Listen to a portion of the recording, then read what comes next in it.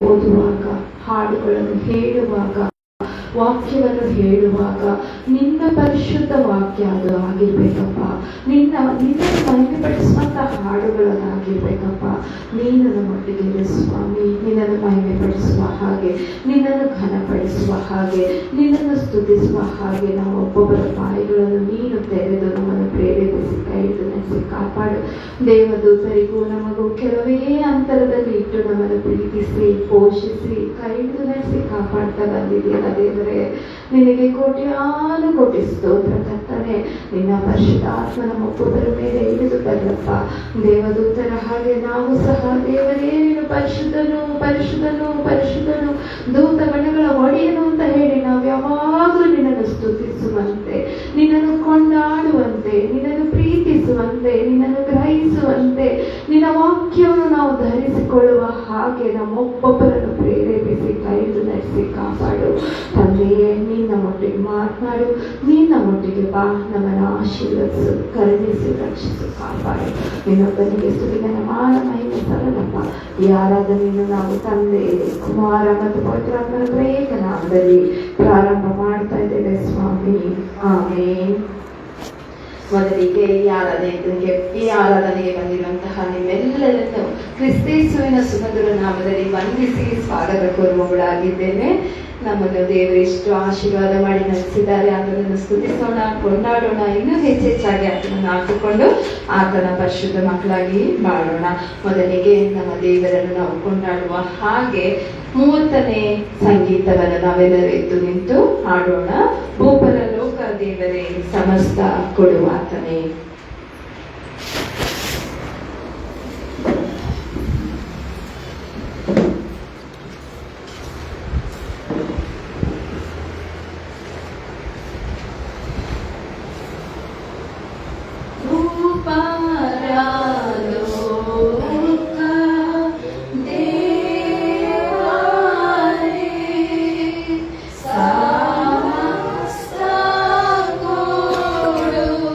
Wow.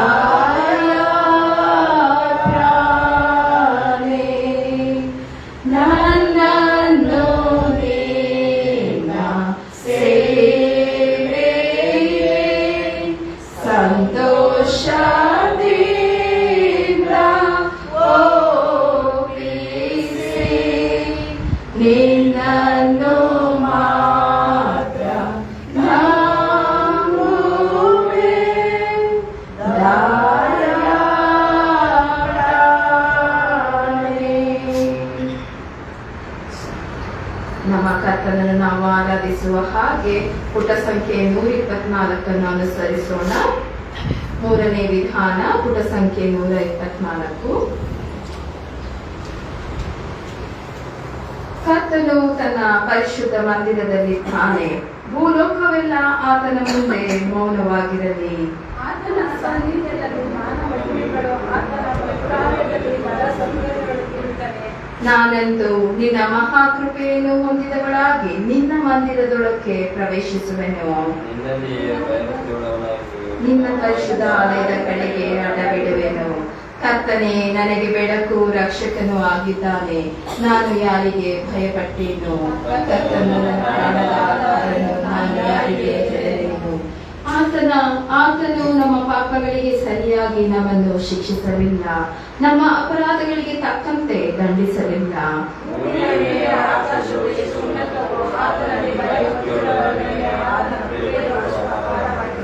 ಕರ್ತನ ಮಹೋಪಕಾರಗಳಿಗೆ ಬದಲೇನು ಮಾಡಲಿ?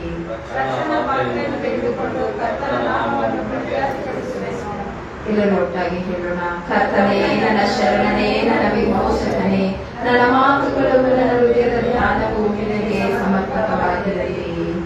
ಪ್ರಾರ್ಥನೆ ಮಾಡೋಣ. ಸವಿಯೋದಯ ಮಾಡಿ ಕುಳಿತುಕೊಳ್ಳಿ.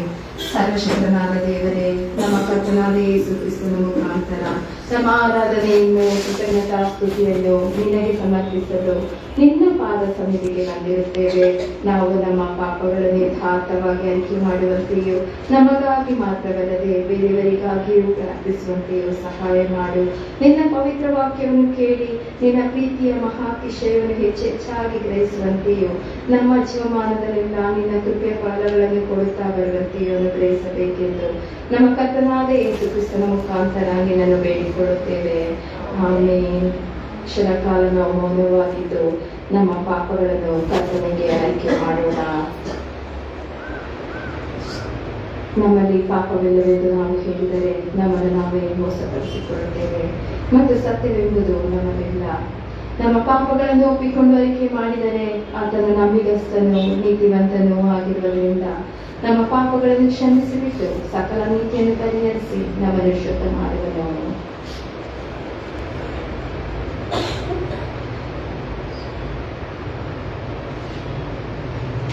ಪಶ್ಚಾತ್ತಾಪಕ್ಕಾಗಿ ಕರೆ.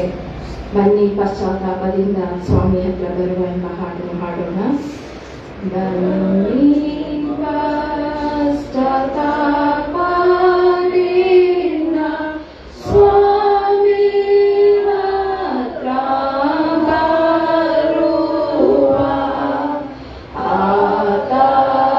ಆತನಲ್ಲಿ ಕೃಪೆಯುಂಟು, ಆತ ಶಾಂತಿ ಕೊಡುವ. 127ನೇ ಪುಟದ ಪಾಪದರಿಕೆ ನೋಟಾಗಿ ಅರಿಕೆ ಮಾಡೋಣ. ನಾವು ಬಹಳ ತಪ್ಪು ಮಾಡಿ ಮನೋವಾಕ್ಯಗಳಿಂದ ಪಾಪ ಮಾಡಿದ್ದೇವೆಂದು ತಂದೆ, ಕುಮಾರ, ಪವಿತ್ರಾತ್ಮನೆಂಬ ಸರ್ವಶಕ್ತನಾದ ದೇವರಿಗೆ ಅರಿಕೆ ಮಾಡುತ್ತೇವೆ. ಆದ ಕಾರಣ ನಮ್ಮ ಮೇಲೆ ದಯವಿರುವಂತೆ ದೇವರನ್ನು ಪ್ರಾರ್ಥಿಸುತ್ತೇವೆ. ಸರ್ವಶಕ್ತನಾದ ದೇವರೇ, ನಮ್ಮ ಮೇಲೆ ಕರುಣೆ ಇಟ್ಟು ನಮ್ಮ ಪಾಪಗಳನ್ನೆಲ್ಲ ಕ್ಷಮಿಸಿ ಎಲ್ಲ ಕೇಳಿನಿಂದ ನಮ್ಮನ್ನು ಬಿಡಿಸು. ಎಲ್ಲ ಸದಾಚಾರದಲ್ಲಿ ನಮ್ಮನ್ನು ನೆಲೆಗೊಳಿಸಿ ಬಲಪಡಿಸಿ ನಿತ್ಯ ಜೀವದಲ್ಲಿ ಸೇರಿಸೆಂದು ನಮ್ಮ ಕರ್ತನಾದ ಯೇಸು ಕ್ರಿಸ್ತನ ಮುಖಾಂತರ ನಿನ್ನನ್ನು ಬೇಡಿಕೊಳ್ಳುತ್ತೇವೆ. ಆಮೇನ್. ಪ್ರಾರ್ಥನೆ ಮಾಡೋಣ. ದೇವರೇ, ಸದಾ ಕರುಣೆ ತೋರಿಸುವುದು, ಕ್ಷಮಿಸುವುದು ನಿನ್ನ ಸ್ವಭಾವವೇ ಆಗಿದೆ.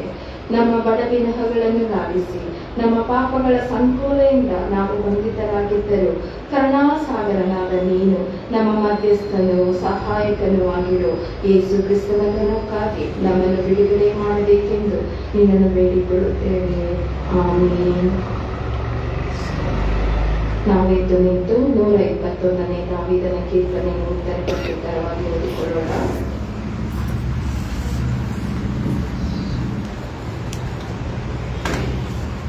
ಉತ್ತರ ಪ್ರತಿಯಾಗಿ ಕೀರ್ತನೆಗಳು 121ನೇ ಅಧ್ಯಾಯ 1ರಿಂದ 8 ವಚನಗಳವರೆಗೆ. ಕೀರ್ತನೆಗಳು 121ನೇ ಅಧ್ಯಾಯ 1ರಿಂದ 8 ವಚನಗಳವರೆಗೆ.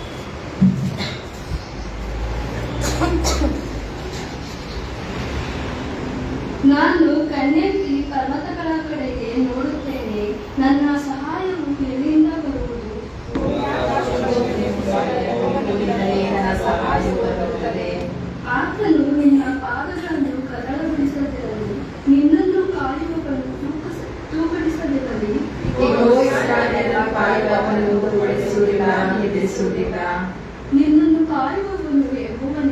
ನಿನ್ನ ಬಲಗಡೆಯಲ್ಲಿ ನೆರಳಿನಂತೆ ನಿಂತಿರುವಾಗಲೂ ಯೆಹೋವನೇ ಅವರ ಬಲಗಡೆ ಸೂರ್ಯನು ಇರುಳಲ್ಲಿ ಚಂದ್ರನು ನಿನ್ನನ್ನು ಬಾಧಿಸುವುದಿಲ್ಲ. ಯೆಹೋವನು ನಿನ್ನನ್ನು ಎಲ್ಲಾ ಕೇಡಿನಿಂದ ತಪ್ಪಿಸುವನು, ನಿನ್ನ ಪ್ರಾಣವನ್ನು ಕಾಯುವನು. ನೀನು ಹೋಗುವಾಗಲೂ ಬರುವಾಗಲೂ ಇಂದಿನಿಂದ ಸದಾ ಕಾಲವೂ ಯೆಹೋವನನ್ನು ನಿನ್ನ ಕಾಪಾಡುವನು.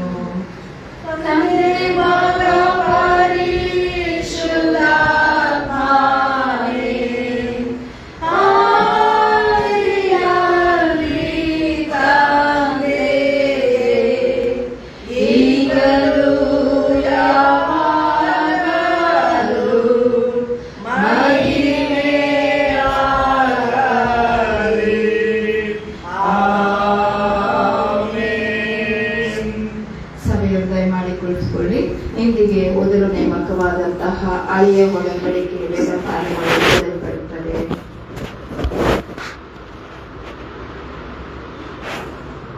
ಮೊದಲನೇ ವೇದ ಪಾರಾಯಣಕ್ಕಾಗಿ ಓದಲು ನೇಮಕವಾಗಿರುವ ವೇದ ವಾಕ್ಯಗಳು ಹಳೆಯ ಒಡಂಬಡಿಕೆಯಲ್ಲಿ ವಿಮೋಚನ ಕಾಂಡ 33ನೇ ಅಧ್ಯಾಯ 12ನೇ ವಚನದಿಂದ 16ನೇ ವಚನದವರೆಗೆ.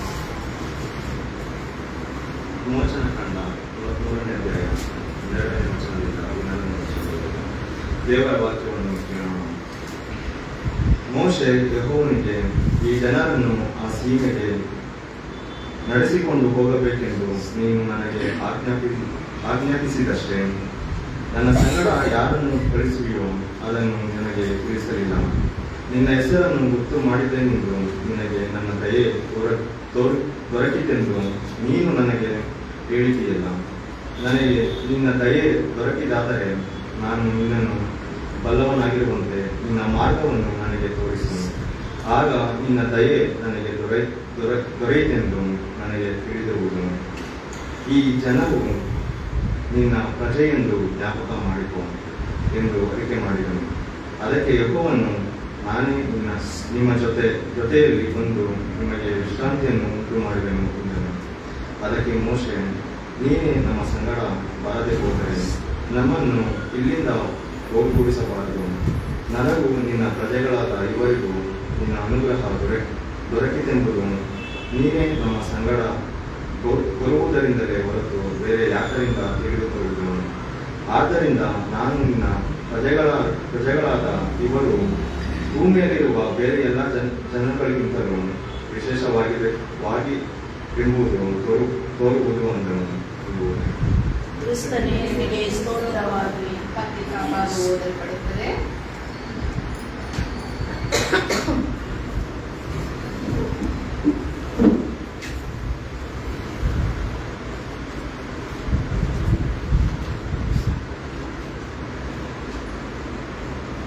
ಈ ದಿನದ ಆರಾಧನೆಯಲ್ಲಿ ಪತ್ರಿಕಾ ವಿಭಾಗದಲ್ಲಿ ಅಪೊಸ್ತಲರ ಕೃತ್ಯಗಳು 18ನೇ ಅಧ್ಯಾಯ 1ರಿಂದ 11 ವಚನಗಳವರೆಗೆ.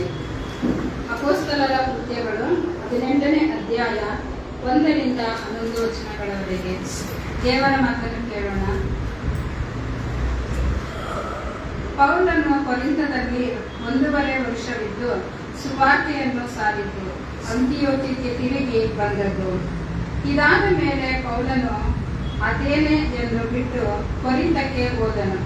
ಕೊಂದದಲ್ಲಿ ಹುಟ್ಟಿದ ಅಕ್ವಿಲನೆಂಬ ಒಬ್ಬ ಯೆಹೂದ್ಯನನ್ನು ಅಲ್ಲಿ ಕಂಡನು. ಯೆಹೂದ್ಯರೆಲ್ಲರೂ ರೋಮಾಪುರವನ್ನು ಬಿಟ್ಟು ಹೋಗಬೇಕೆಂದು ಕ್ಲೌದಿಯ ಚಕ್ರವರ್ತಿಯು ವಿಧಿಸಿದ ಕಾರಣ ಅಕ್ವಿಲನು ಅವನ ಹೆಂಡತಿಯಾದ ಪ್ರಿಸ್ಕಿಲ್ಲಳು ಕೆಲವು ದಿವಸಗಳ ಮುಂಚೆ ಇತಾಲಿಯ ದೇಶದಿಂದ ಅಲ್ಲಿಗೆ ಬಂದಿದ್ದರು. ಪೌಲನು ಅವನ ಮನೆಗೆ ಹೋಗಿ ತಾನು ಅವರು ಒಂದೇ ಕಸುಬಿನವರಾಗಿದ್ದುದರಿಂದ ಅವರಲ್ಲಿದ್ದು ಅವರೊಂದಿಗೆ ಕೆಲಸ ಮಾಡುತ್ತಿದ್ದನು. ಗುಡಾರ ಮಾಡುವನು ಅವರ ಕಸುಬಾಗಿತ್ತು. ಅವನು ಪ್ರತಿ ಸಬ್ಬತ್ ದಿನವೂ ಸಭಾಮಂದಿರದಲ್ಲಿ ಚರ್ಚಿಸಿ ಯೆಹೂದ್ಯರನ್ನು ಗ್ರೀಕರನ್ನು ಒಡಂಬಡಿಸುತ್ತಿದ್ದನು. ಸೀಲನು ತಿಮೋಥೆಯನು ಮೆಕೆದೋನ್ಯದಿಂದ ಬಂದಾಗ ಪೌಲನು ಅವರ ದೇವರ ವಾಕ್ಯವನ್ನು ಬೋಧಿಸುವುದರಲ್ಲಿ ಅತ್ಯಾಸಕ್ತಿಯುಳ್ಳವನಾಗಿ ಯೇಸುವೇ ಬರಬೇಕಾದ ಕ್ರಿಸ್ತನೆಂದು ಯೆಹೂದ್ಯರಿಗೆ ಖಂಡಿತವಾಗಿ ಸಾಕ್ಷಿ ಹೇಳಿದನು. ಅವರು ಎದುರಿಸಿ ದೂಷಿಸಲಾಗಿ ಅವನು ತನ್ನ ವಸ್ತ್ರಗಳನ್ನು ಜಾಡಿಸಿ ಅವರಿಗೆ, ನಿಮ್ಮ ನಾಶನಕ್ಕೆ ನೀವೇ ಹೊಣೆ, ನಾನು ಇಂದಿನಿಂದ ಶುದ್ಧ ಮನಸ್ಸುಳ್ಳವನಾಗಿ ಅನ್ಯ ಜನರ ಬಳಿಗೆ ಹೋಗುತ್ತೇನೆ ಎಂದು ಹೇಳಿ ಆ ಸ್ಥಳವನ್ನು ಬಿಟ್ಟು ದೇವರಿಗೆ ಭಯಪಡುವವನಾಗಿದ್ದ ತೀತರಿಸ್ತನೆಂಬವನ ಮನೆಗೆ ಹೋದನು. ಅವನ ಮನೆ ಸಭಾಮಂದಿರದ ಮಗ್ಗುಲಲ್ಲೇ ಇತ್ತು. ಸಭಾಮಂದಿರದ ಅಧ್ಯಕ್ಷನಾದ ಕ್ರಿಸ್ಪನು ತನ್ನ ಮನೆಯವರೆಲ್ಲರ ಸಹಿತ ಕರ್ತನಲ್ಲಿ ನಂಬಿಕೆ ಇಟ್ಟನು. ಮತ್ತು ಕೊರಿಂಥದವರಲ್ಲಿ ಅನೇಕರು ಕೇಳಿ ನಂಬಿ ದೀಕ್ಷಾ ಸ್ನಾನ ಮಾಡಿಸಿಕೊಂಡರು. ಇದಲ್ಲದೆ ಕರ್ತನು ರಾತ್ರಿ ಕಾಲದಲ್ಲಿ ಪೌಲನಿಗೆ ದರ್ಶನ ಕೊಟ್ಟು, ನೀನು ಹೆದರಬೇಡ, ಸುಮ್ಮನಿರದೆ ಮಾತಾಡುತ್ತಲೇ ಇರು, ನಾನೇ ನಿನ್ನೊಂದಿಗಿದ್ದೇನೆ, ಯಾರೂ ನಿನ್ನ ಮೇಲೆ ಬಿದ್ದು ಕೇಡು ಮಾಡುವುದಿಲ್ಲ, ಈ ಪಟ್ಟಣದಲ್ಲಿ ನನಗೆ ಬಹಳ ಮಂದಿ ಇದ್ದಾರೆ ಎಂದು ಹೇಳಿದನು. ಅವನು 1 ವರ್ಷ 6 ತಿಂಗಳು ಅಲ್ಲೇ ಇದ್ದುಕೊಂಡು ಆ ಜನರಿಗೆ ದೇವರ ವಾಕ್ಯವನ್ನು ಉಪದೇಶ ಮಾಡುತ್ತಿದ್ದನು ಎಂಬುದು.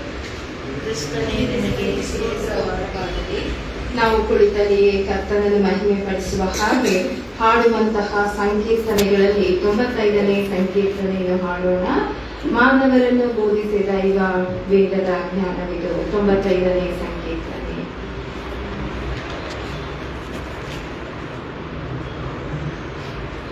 ಮಾನವರನ್ನು ಬೋಧಿಸಿದ ಇವ ಜ್ಞಾನದ ವೇದವಿದು. ಇದರ ಧ್ಯಾನವ ಮಾಡುತ್ತ ನಡೆಯುವ ಜನರು ಮಾನವ ಹೊಂದುವರು.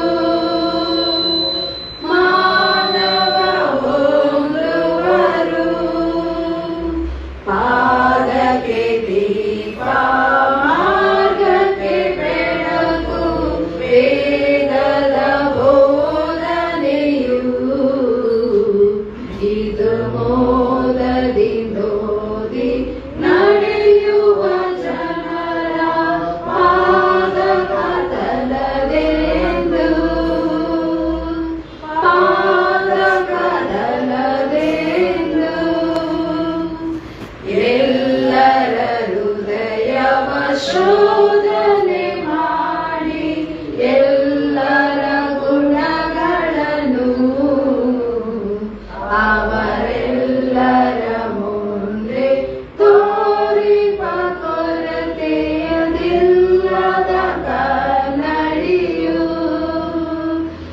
ಇಲ್ಲದ ಕನ್ನಡಿಯು. ದೇವರು ಕೋದ ಬೋಧನೆಗೆ ಗ್ರಹಿಸಿ ಮೃತಿ ಬಾಧೆಯ ವೇಳೆಯಲ್ಲಿಯೂ ಅದರ ಬೋಧನೆ ಕಾರಣಕ್ಕಾಗಿ ನಾವೆಲ್ಲರೂ ನಿಂತುಕೊಳ್ಳೋಣ.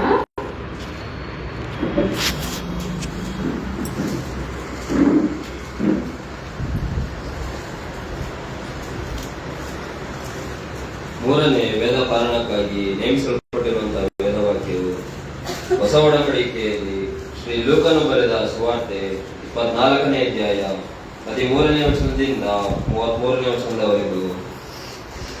ಹೊಸ ಒಡಂಬಡಿಕೆಯಲ್ಲಿ ಶ್ರೀ ಲೂಕನು ಬರೆದ ಸುವಾರ್ತೆ 24ನೇ ಅಧ್ಯಾಯ 13ನೇ ವಚನದಿಂದ 33ನೇ ವಚನದವರೆಗೂ. ದೇವರ ವಾಕ್ಯವನ್ನು ಕೇಳೋಣ. ಅದೇ ದಿನದಲ್ಲಿ ಶಿಷ್ಯರಲ್ಲಿ ಇಬ್ಬರು ಯೆರೂಸಲೇಮಿಗೆ 6.5 ಮೈಲು ದೂರದಲ್ಲಿದ್ದ ಎಮಾಹು ಎಂಬ ಹಳ್ಳಿಗೆ ಹೋಗುತ್ತಾ ಸಂಭವಿಸಿದ ಈ ಎಲ್ಲಾ ಕಾರ್ಯಗಳ ವಿಷಯವಾಗಿ ಸಂಭಾಷಣೆ ಮಾಡುತ್ತಿದ್ದರು. ಅವರು ಸಂಭಾಷಣೆಯಲ್ಲಿ ಚರ್ಚಿಸುತ್ತಿರುವಾಗ ಯೇಸು ತಾನೇ ಹತ್ತಿರಕ್ಕೆ ಬಂದು ಅವರ ಜೊತೆಯಲ್ಲಿ ಹೋದನು. ಆದರೆ ಅವರು ಆತನ ಗುರುತನ್ನು ಹಿಡಿಯಲಿಲ್ಲ. ಅವರ ಕಣ್ಣು ಕಟ್ಟಿದ ಹಾಗಾಯಿತು. ಆತನು ಅವರನ್ನು, ನೀವು ಮಾರ್ಗದಲ್ಲಿ ಹೋಗುತ್ತಾ ಚರ್ಚಿಸಿ ಮಾತಾಡಿಕೊಳ್ಳುವ ಈ ಸಂಗತಿಗಳೇನು ಎಂದು ಕೇಳಲು ಅವರು ದುಃಖದ ಮುಖವುಳ್ಳವರಾಗಿ ನಿಂತರು. ಅವರಲ್ಲಿ ಕ್ಲೆಯೋಫನೆಂಬವನು ಆತನನ್ನು ಯೆರೂಸಲೇಮಿಗೆ ಬಂದ ಪರಸ್ಥಳದವರೆಲ್ಲರಿಗೂ ಈ ದಿವಸಗಳಲ್ಲಿ ಅದರೊಳಗೆ ನಡೆದಿರುವ ಸಂಗತಿಗಳು ಗೊತ್ತಿರಲಾಗಿ ನಿನಗೆ ಮಾತ್ರ ಗೊತ್ತಿಲ್ಲವೋ ಎಂದು ಕೇಳಲು ಆತನು ಅವರನ್ನು, ಯಾವ ಸಂಗತಿಗಳು ಎಂದು ಕೇಳಿದನು. ಅದಕ್ಕೆ ಅವರು, ನಜರೇತಿನವನಾದ ಯೇಸುವಿನ ಸಂಗತಿಗಳೇ. ಆತನು ದೇವರ ಮುಂದೆ ಮತ್ತು ಮನುಷ್ಯರ ಮುಂದೆ ಕೃತ್ಯದಲ್ಲಿಯೂ ಮಾತಿನಲ್ಲಿಯೂ ಸಮರ್ಥನಾದ ಪ್ರವಾದಿಯಾಗಿದ್ದನು. ಆತನನ್ನು ಮಹಾಯಾಜಕರು ನಮ್ಮ ಅಧಿಕಾರಿಗಳು ಮರಣದಂಡನೆಗೆ ಒಪ್ಪಿಸಿಕೊಟ್ಟು ಶಿಲುಬೆಗೆ ಹಾಕಿಸಿದರು. ನಾವಾದರೂ ಇಸ್ರಾಯೇಲ್ ಜನರನ್ನು ಬಿಡಿಸತಕ್ಕವನು ಆತನೇ ಎಂದು ನಿರೀಕ್ಷಿಸಿಕೊಂಡಿದ್ದೆವು. ಇದು ಮಾತ್ರವಲ್ಲದೆ ಆ ಕಾರ್ಯಗಳು ನಡೆದು ಇವತ್ತು 3ನೆಯ ದಿನ. ಆದರೂ ನಮ್ಮಲ್ಲಿ ಕೆಲವು ಮಂದಿ ಸ್ತ್ರೀಯರು ಬೆಳಗಾಗುವಾಗ ಸಮಾಧಿಯ ಬಳಿಯಲ್ಲಿ ಇದ್ದು ಆತನ ದೇಹವನ್ನು ಕಾಣದೆ ಅಲ್ಲಿಂದ ಬಂದು ತಮಗೆ ದೇವದೂತರ ದರ್ಶನವಾಯಿತೆಂತಲೂ ಆತನು ಬದುಕುತ್ತಾನೆಂದು ಅವರು ಹೇಳಿದರೆಂತಲೂ ತಿಳಿಸಿ ನಮಗೆ ಅತ್ಯಾಶ್ಚರ್ಯವನ್ನು ಉಂಟು ಮಾಡಿದರು. ನಮ್ಮ ಸಂಗಡ ಇದ್ದವರಲ್ಲಿ ಕೆಲವರು ಸಮಾಧಿಗೆ ಹೋಗಿ ಆ ಸ್ತ್ರೀಯರು ಹೇಳಿದ ಪ್ರಕಾರವೇ ಕಂಡರು, ಆತನನ್ನು ಮಾತ್ರ ಕಾಣಲಿಲ್ಲ ಎಂದು ಹೇಳಿದರು. ಆತನು ಅವರಿಗೆ, ಎಲ್ಲ ಬುದ್ಧಿ ಇಲ್ಲದವರೇ, ಪ್ರವಾದಿಗಳು ಹೇಳಿದ್ದೆಲ್ಲವನ್ನು ನಂಬುವವರಲ್ಲಿ ಮಂದ ಹೃದಯರೇ, ಕ್ರಿಸ್ತನು ಇಂತಹ ಶ್ರಮಗಳನ್ನು ಅನುಭವಿಸಿ ತನ್ನ ಮಹಾಪದವಿಗೆ ಸೇರುವುದು ಅಗತ್ಯವಾಗಿತ್ತಲ್ಲವೇ ಎಂದು ಹೇಳಿ ಮೋಶೆಯು ಮತ್ತು ಎಲ್ಲಾ ಪ್ರವಾದಿಗಳ ಗ್ರಂಥಗಳು ಮೊದಲುಗೊಂಡು ಸಮಸ್ತ ಗ್ರಂಥಗಳಲ್ಲಿ ತನ್ನ ವಿಷಯವಾಗಿರುವ ಸೂಚನೆಗಳನ್ನು ಅವರಿಗೆ ವಿವರಿಸಿದನು. ಅವರು ಹೋಗುತ್ತಿರುವ ಹಳ್ಳಿಯ ಸಮೀಪಕ್ಕೆ ಬಂದಾಗ ಆತನು ಇನ್ನೂ ಮುಂದಕ್ಕೆ ಹೋಗುವವನಂತೆ ಕಾಣಿಸಿದನು. ಆದರೆ ಅವರು, ನಮ್ಮ ಸಂಗಡ ಇರು, ಸಂಜೆ ಆಯಿತು, ಹೊತ್ತು ಹಿಡಿಯುತ್ತಾ ಬಂತು ಎಂದು ಆತನಿಗೆ ಹೇಳಿ ಬಲವಂತ ಮಾಡಲು ಆತನು ಅವರು ಕೂಡ ಇರುವುದಕ್ಕೆ ಊರೊಳಕ್ಕೆ ಹೋದನು. ಆತನು ಅವರ ಸಂಗಡ ಊಟಕ್ಕೆ ಕೂತುಕೊಂಡಾಗ ರೊಟ್ಟಿಯನ್ನು ತೆಗೆದುಕೊಂಡು ದೇವರ ಸ್ತೋತ್ರ ಮಾಡಿ ಮುರಿದು ಅವರಿಗೆ ಕೊಡುತ್ತಿರಲಾಗಿ ಅವರ ಕಣ್ಣುಗಳು ತೆರೆದವು. ಅವರು ಆತನ ಗುರುತನ್ನು ಹಿಡಿದರು. ಆತನು ಅವರ ಕಣ್ಣಿಗೆ ಮಾಯವಾದನು. ಆಗ ಅವರು ಒಬ್ಬರಿಗೊಬ್ಬರು, ಆತನ ದಾರಿಯಲ್ಲಿ ನಮ್ಮ ಸಂಗಡ ಮಾತಾಡಿದಾಗಲೂ ಗ್ರಂಥಗಳ ಅರ್ಥವನ್ನು ನಮಗೆ ಬಿಚ್ಚಿ ಹೇಳಿದಾಗಲೂ ನಮ್ಮ ಹೃದಯವು ನಮ್ಮಲ್ಲಿ ಕುದಿಯಿತಲ್ಲವೇ ಎಂದು ಹೇಳಿಕೊಂಡು ಅದೇ ಗಳಿಗೆಯಲ್ಲಿ ಎದ್ದು ಯೆರೂಸಲೇಮಿಗೆ ಹಿಂತಿರುಗಿ ಹೋದರು. ಅಲ್ಲಿ 11 ಮಂದಿ ಶಿಷ್ಯರು ಅವರ ಸಂಗಡ ಇದ್ದವರು ಒಟ್ಟಾಗಿ ಕೂತಿಕೊಂಡಿದ್ದು, ಸ್ವಾಮಿ, ಎದ್ದೆದ್ದು ನಿಜ, ಆತನು ಸೀಮೋನನಿಗೆ ಕಾಣಿಸಿಕೊಂಡು ಎಂದು ಹೇಳುತ್ತಿದ್ದರು. ಕ್ರಿಸ್ತನಿಗೆ ಸ್ತೋತ್ರವಾಗಲಿ.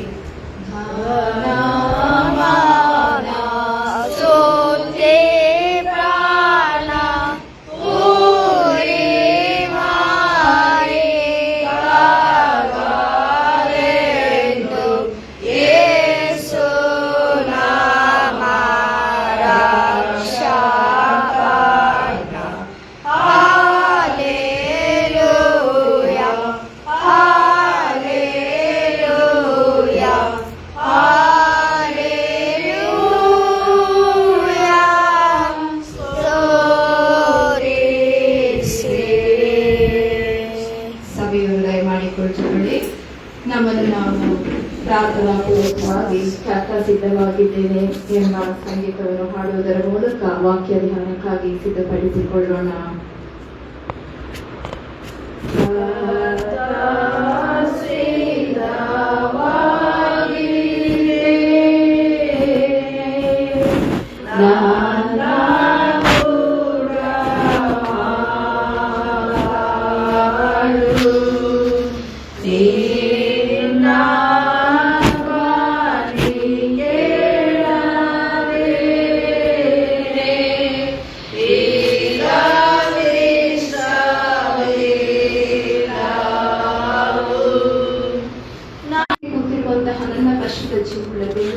ನನಗೆ ಕೋಟ್ಯಾನುಕೋಟಿ ಸ್ತೋತ್ರ ಕರ್ತನೇ.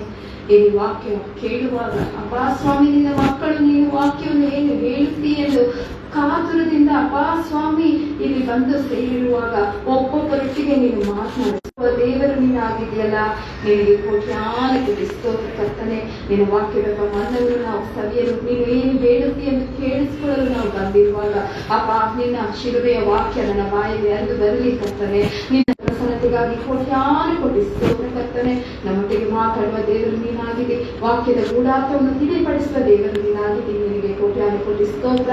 ಆತ್ಮಿಕ ಕಣ್ಣುಗಳು ಕಿವಿಗಳನ್ನು ತೆರೆಯ ಮಾಡಿ ನಿನ್ನ ನೀತಿ ಹೆಚ್ಚಾಗಿ ಅರ್ಥೈಸಿಕೊಂಡು ನಮ್ಮನ್ನು ನಮ್ಮ ಜೀವನದ ಉದ್ದಕ್ಕೂ ನಿನ್ನನ್ನೇ ಹಾಕೊಂಡು ನಾವು ಬಾಳುವಂತೆ ನಾವು ಯಾವಾಗ್ಲೂ ಟ್ರಾವೆಲಿಂಗ್ ಅಂದ್ರೆ ಬಹಳ ಇಷ್ಟ ಅಲ್ವಾ. ಈಗ ಸಮ್ಮರ್ ಹಾಲಿಡೇಸ್ ಆಲ್ಮೋಸ್ಟ್ ಎಲ್ಲ ರಜಾ ಇದೆ. ರಜದಲ್ಲಿ ಏನ್ ಮಾಡ್ತಾ ಇರ್ತೀವಿ, ಎಲ್ಲ ಪ್ಲಾನಿಂಗ್ಸ್ ಮಾಡ್ಕೊಳ್ತೀವಿ. ಮದ್ವೆಗಳು, ಫಂಕ್ಷನ್ಸ್ ಮಾಡ್ಕೊಳ್ಳೋದು, ಗೃಹ ಪ್ರವೇಶಗಳು ಮಾಡ್ಕೊಳ್ಳೋದು, ಆಮೇಲೆ ಎಲ್ಲಾದ್ರೂ ಹೋಗೋದು. ವರ್ಷ ಪೂರ್ತಿ ಕೆಲಸ ಮಾಡಿರ್ತೀವಿ. ಹಾಲಿಡೇಸ್ ಇದೆ, ಇವಾಗ ಬಿಸಿಲು ಬೇರೆ, ಆಚೆ ಓಡಾಡಂಗಿಲ್ಲ.